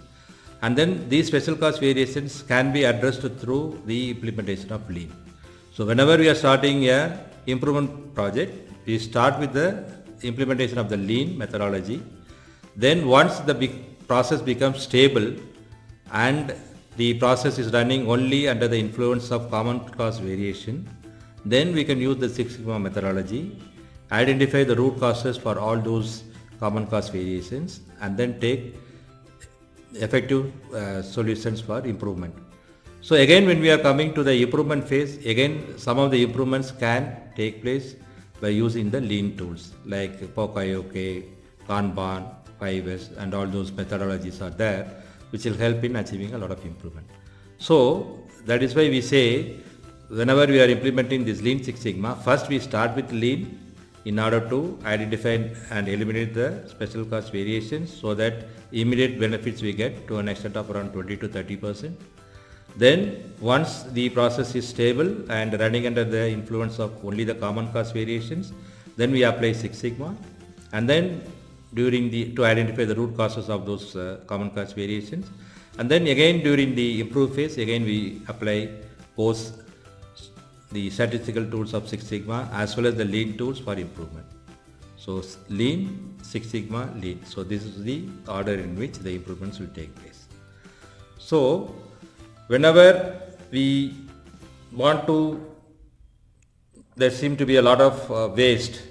Whenever we need to improve the workflows, whenever there are human mistakes, whenever we need to minimize the inventories and redundancies, or whenever we need to speed up processes, in those cases we normally go for implementing the lean methodology. So the lean will help us to eliminate the waste, simplify processes, increase speeds, improve workflows, minimize inventories, and mistake-proof the processes. But if the organization has got more complex challenges, like there are a lot of quality issues, there is excessive variation in the process, there are complex technical problems, challenging the root cause identification, or a lot of numerous technical considerations are there. So in that case, it is better we go for Six Sigma methodology. So which methodology we are going to follow will also depend upon what type of problems the company is facing. So again, this slide will give you an idea about what are the different Six Sigma and Lean tools which are going to be used at the various phases of a Six Sigma project during the define, measure, analyze, improve and control phases. So there are some tools like value stream mapping, then Kaizen events, then visual controls, then pull systems, SMED, 5S. So these are all exclusively lean tools. Then we also have some exclusive Six Sigma tools like ANOVA, DOE, SPC, MSA, etc. And then there are some tools which are common for both, like root cause analysis or benchmarking or communication plans, etc. So these are all some improvement methodologies which are common for both Lean and Six Sigma.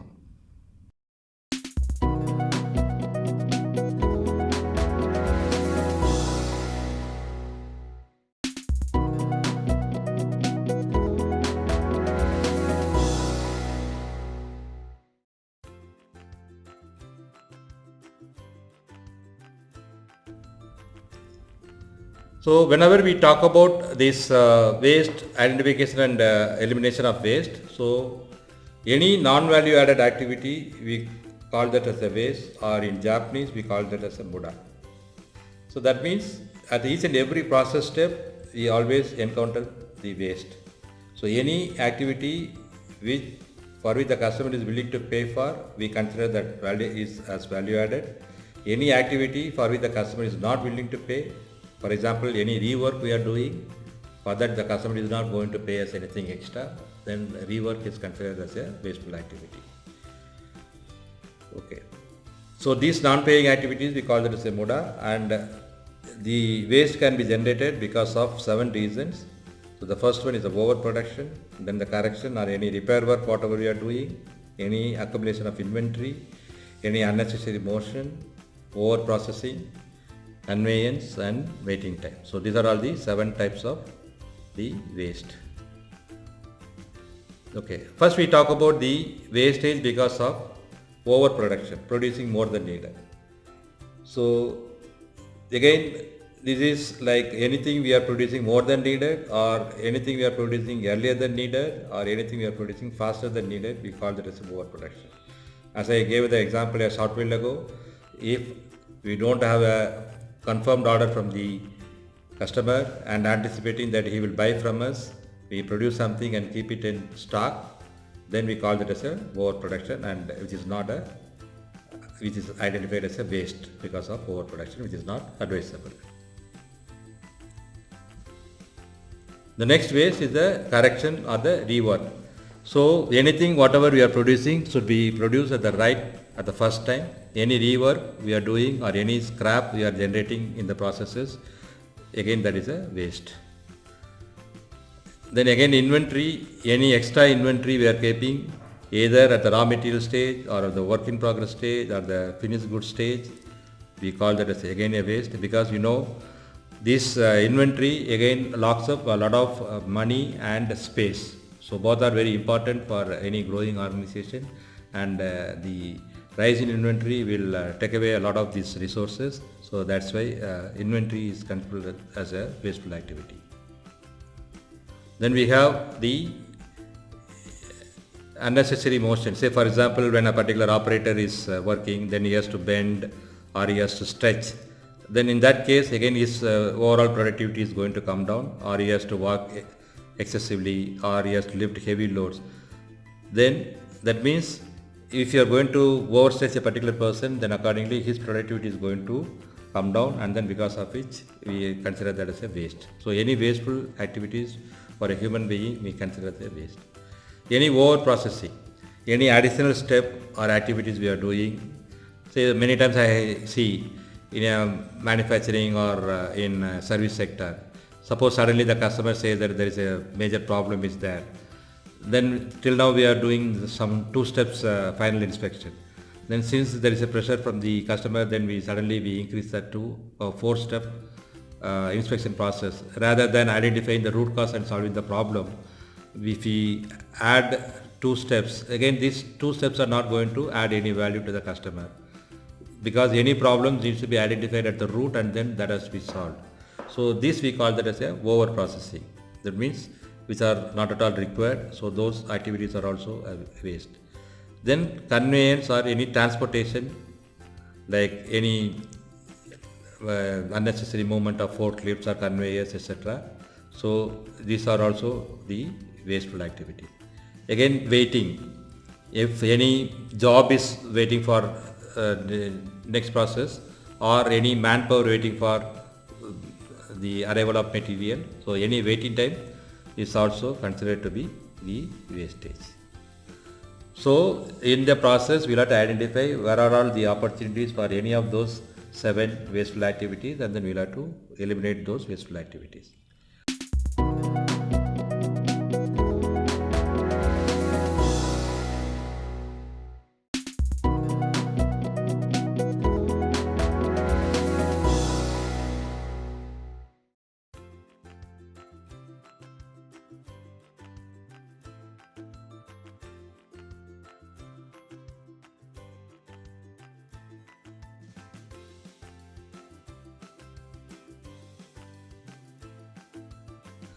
Then the 5S is actually one of a very important tool. So the 5S is related to the shop floor or workplace discipline. So this is actually a program which is has to have support from the top management, and then this helps in eliminating a lot of waste. So the 5 Japanese words starting with S, which are helpful for workplace organizations, are: the first one is a seiri. So that means it's a proper arrangement, systematic arrangement. So whatever the materials we are having, we have to first identify whether these materials are really required or not.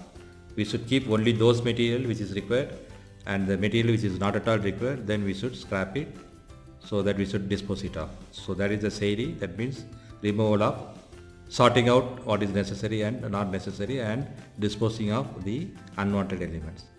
Then Seito is the systematic arrangement, where we have to arrange all those material in a systematic manner, so that the identification is very easy and we save a lot of time on searching for things. The third one is the Seiso, that is the clean.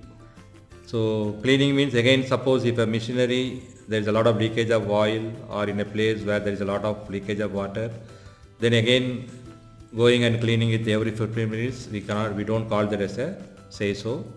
In Seiso, what we do is, if the workplace is getting muddled so quickly, then we'll have to identify what is the root cause of that particular problem, and then we'll have to solve it, so that the workplace is always neat. So that is what we call it as a Seiso. The fourth one is a Seiketsu, or standardization. So that means when a process is being done by 10 different people, all the 10 different people has to do the process in the same way. If the individual person is going to do it in a different way, then that is not the standardized way of working. The last one is the Shitsuke, or the personal discipline. That means whatever we have been doing as per the first 4 S's, we'll have to do on a daily basis, so that whatever the advantages we have got, we should be able to sustain. So these are the different activities which we need to do for the implementation of 5S. So here we also discuss about some of the other lean techniques which are normally used. The first one is the Kaizen. So this is actually continuous small improvements. So this is actually very much appreciated implemented by the Japanese people. So here the senior management always encourages the working people to come out with a small improvements. So for example, a workman is working in a particular machinery for the last 5 years, 10 years, then definitely you will have a better knowledge about the process, and then he can come out with some solutions for some of the problems. Even though it is smaller problem, so it will also help in improving the employee engagement. So that's why the Japanese managements always encourage people going for the Kaizen projects. The second lean tool which is used, we call that as a Poka-yoke, or which is also known as mistake proofing. So mistake proofing is nothing but how we are going to ensure that any activity is not done in a wrong manner. So for example, you would have seen in the earlier cases when we are using the floppy disk. So the floppy disk, you have in one particular corner there used to be a cut. Why we are having the cut? Because in order to identify that, it has to be inserted in the system in a particular way. So that is the reason why we are having that cut. If we are trying to insert it in a wrong position, then that we will not be able to insert that. So that is what we call it as a mistake proofing. Even if we want employee wants to do a particular activity in a wrong manner, then the process should not allow that. That type of methodology we call it as a Poka-yoke. Then Kanban, which actually this is actually a visual system for inventory control. Say for example, in two machines are running next to next. These are the two consecutive steps of the process. Then in between the machines there is going to be a place where the minimum inventory level is marked and the maximum inventory level is also marked. So that means when both the machines are running, the first machine should not produce excess, so that the inventory for the second machine is exceeding the higher limit, or the second machine also should not run at a higher speed, so that the inventory is going below the minimum level. So the entire system has to be done in such a way that there is no major inventory at any of the intermediate stages. So this is what we call it as a Kanban. Then again, just in time, this actually is a system which was being first implemented at Toyota for the manufacture of their cars. So there what happens is whatever the material required for that day's production will arrive morning at 6 o'clock in the factory. It will directly go into the production shop, and then it will just process during all the production stages, and in the night before the end of the shift all those material will be delivered to the customer.